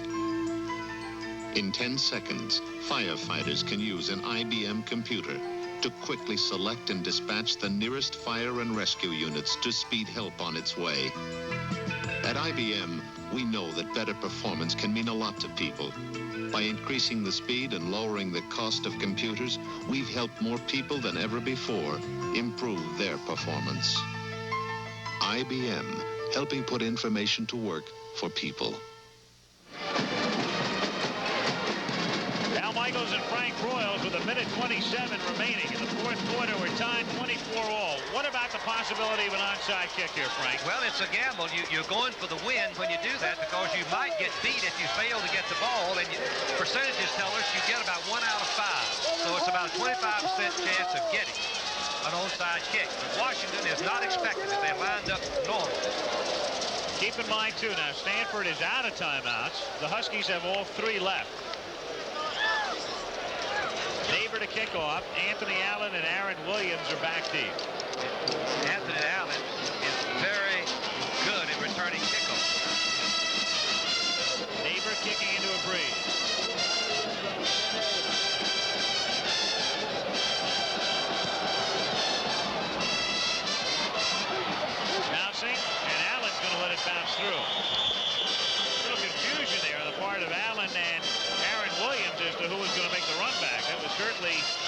run-backable kick. It was perfect to run back if Allen had come up and caught the ball on the move, because it was a low kick. It was spiraling, not end over end, and didn't have much hang time. Now, what does Washington do? Start opening up with deep passes or try to move down? Since they have 3 timeouts, that's a big point. They need 3, and all they really need to do, too, is to move into field goal territory. Tom Flick on first down from the 20. They stay on the ground, seek a hole in the middle, and really don't find anything. Tucson Tyler is stopped by Craig Aubrey. Second down and 8. On a play like that, I got to think the Stanford defense says thank you very much. Looks like they're playing for the tie. Timeout, Washington. Timeout called by the Huskies. So they have 2 remaining. 1:11 remaining. We were talking about the Rose Bowl possibilities. Now, Cal, of course, on top in the conference. Cal, however, still has to play UCLA. They still have to play USC on the road. And then they get Stanford. Arizona is still in the Rose Bowl picture, of course. They'll play Washington State tonight, but they still have games remaining with UCLA. They go to Washington, and they close with their arch rival, Arizona State. So still, it would figure that Washington and Stanford would be the 2 top teams. If they wind up in a tie, first tiebreaker's head-to-head, so that wouldn't break it. Then you start getting down to the non-conference, which will be interesting. Yes, it will be. Washington does not have a non-conference slot, and Stanford does. Now, coming up, a reminder, you'll see our Prudential College scoreboard. Dave Dobbs and Chris Finkel will keep you abreast, fill you in on everything that's happened around the nation today and wide world of sports. Don James looking on. SC, of course, today tied 7-7 by Oregon. Neither of those schools eligible, of course, for the Rose Bowl. Second down and 7. Washington at its own 23-yard line. Stevens in motion. Flick to Williams, to the 40, and out to the 44-yard line. Aaron Williams, tackled by Mike Taylor, number 16. That was an excellent throw at a very critical time. You're going to see Williams, who's had a sensational game. He's going push deep, make the defense think he's going deep. He turns up, comes back to the ball, and then turns north and south. Clock running, 59 seconds remaining, and they throw to Williams again, and he steps out of bounds to stop the clock at the 47-yard line. So 57 seconds remaining in the game. That can seem like a lifetime for a football coach. Tom Flick has had a sensational game tonight. And I tell you, Williams has had a pretty good day. Yes, he has. A couple of touchdown catches. He's caught 4 overall for 114 yards. Second down, 7. Flick stepping up in the pocket. Throws for Scanzi and almost intercepted. Rick Jervis broke it up, number 11. So now you've got third down and 7. And this is the play right here. Jervis made a sensational play, Al. If Scans had caught the ball, he would have been in field goal range because he's going against the grain. Would have been a big, big gainer. All right, third down and 7. At the 47. We're tied at 24. To the tight end, Bale, for a first down to the 43-yard line. So the Washington Huskies respond in a most key situation with 45 seconds remaining in the game. At the 43 now, Flick trying to stop the clock, goes to Blacken, gets a few yards, and accomplishes what he sets out to do as Taylor was there to bump him out. 39 seconds remaining and 2 timeouts remaining for Washington. Well, this sequence of plays by Flick has been outstanding. He started with a surprise play, the handoff, but from there he's been picking the defensive part, stopping the clock with a small, short gain without a bound pass. Tied 24-24. Flick 18 of 30, 245. Second down, 5 from the 39-yard line. Flick looking for Blacken again at the 16-yard line, complete.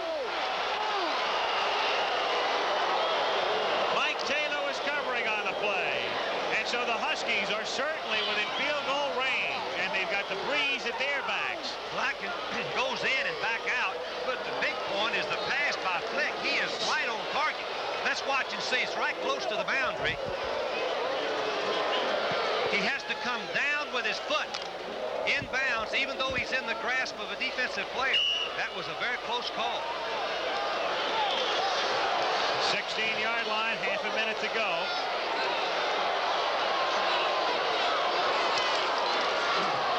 Stevens pressures his way to the 10. Duker Dapper made the tackle. 20 seconds, clock running. We'll put it right in front of the goalpost.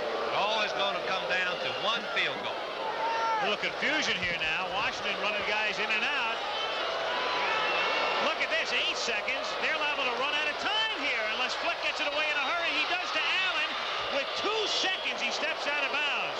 Boy, you talk about flirting with disaster. The Huskies almost ran out of time with timeouts left.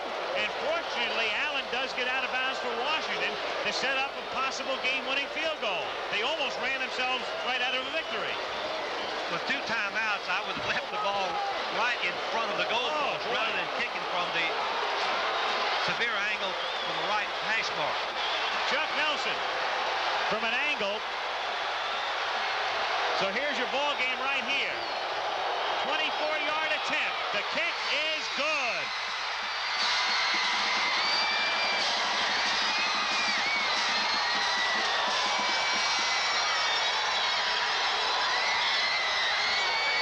And so the Washington Huskies in a thriller. A terrific game. And the Huskies go home to Seattle, winning it by a score of 27-24. Another look now at the field goal by Nelson. He nailed it. Looks like he split the uprights. He gets a good leg action. The timing was absolutely perfect between the center and the holder, and that's right through the center.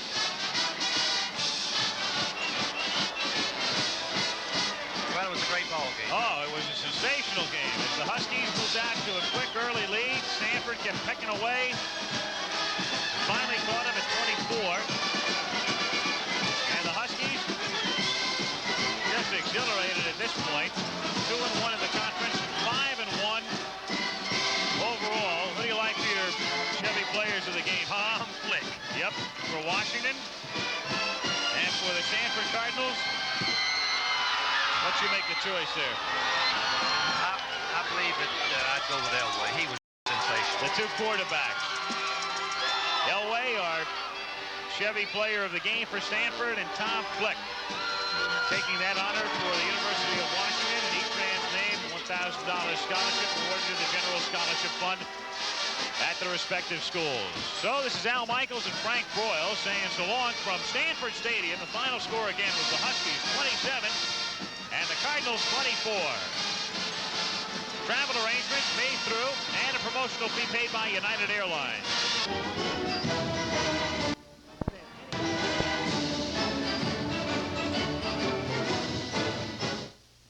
I'm Jim Paymar. Join me tonight at 6:30.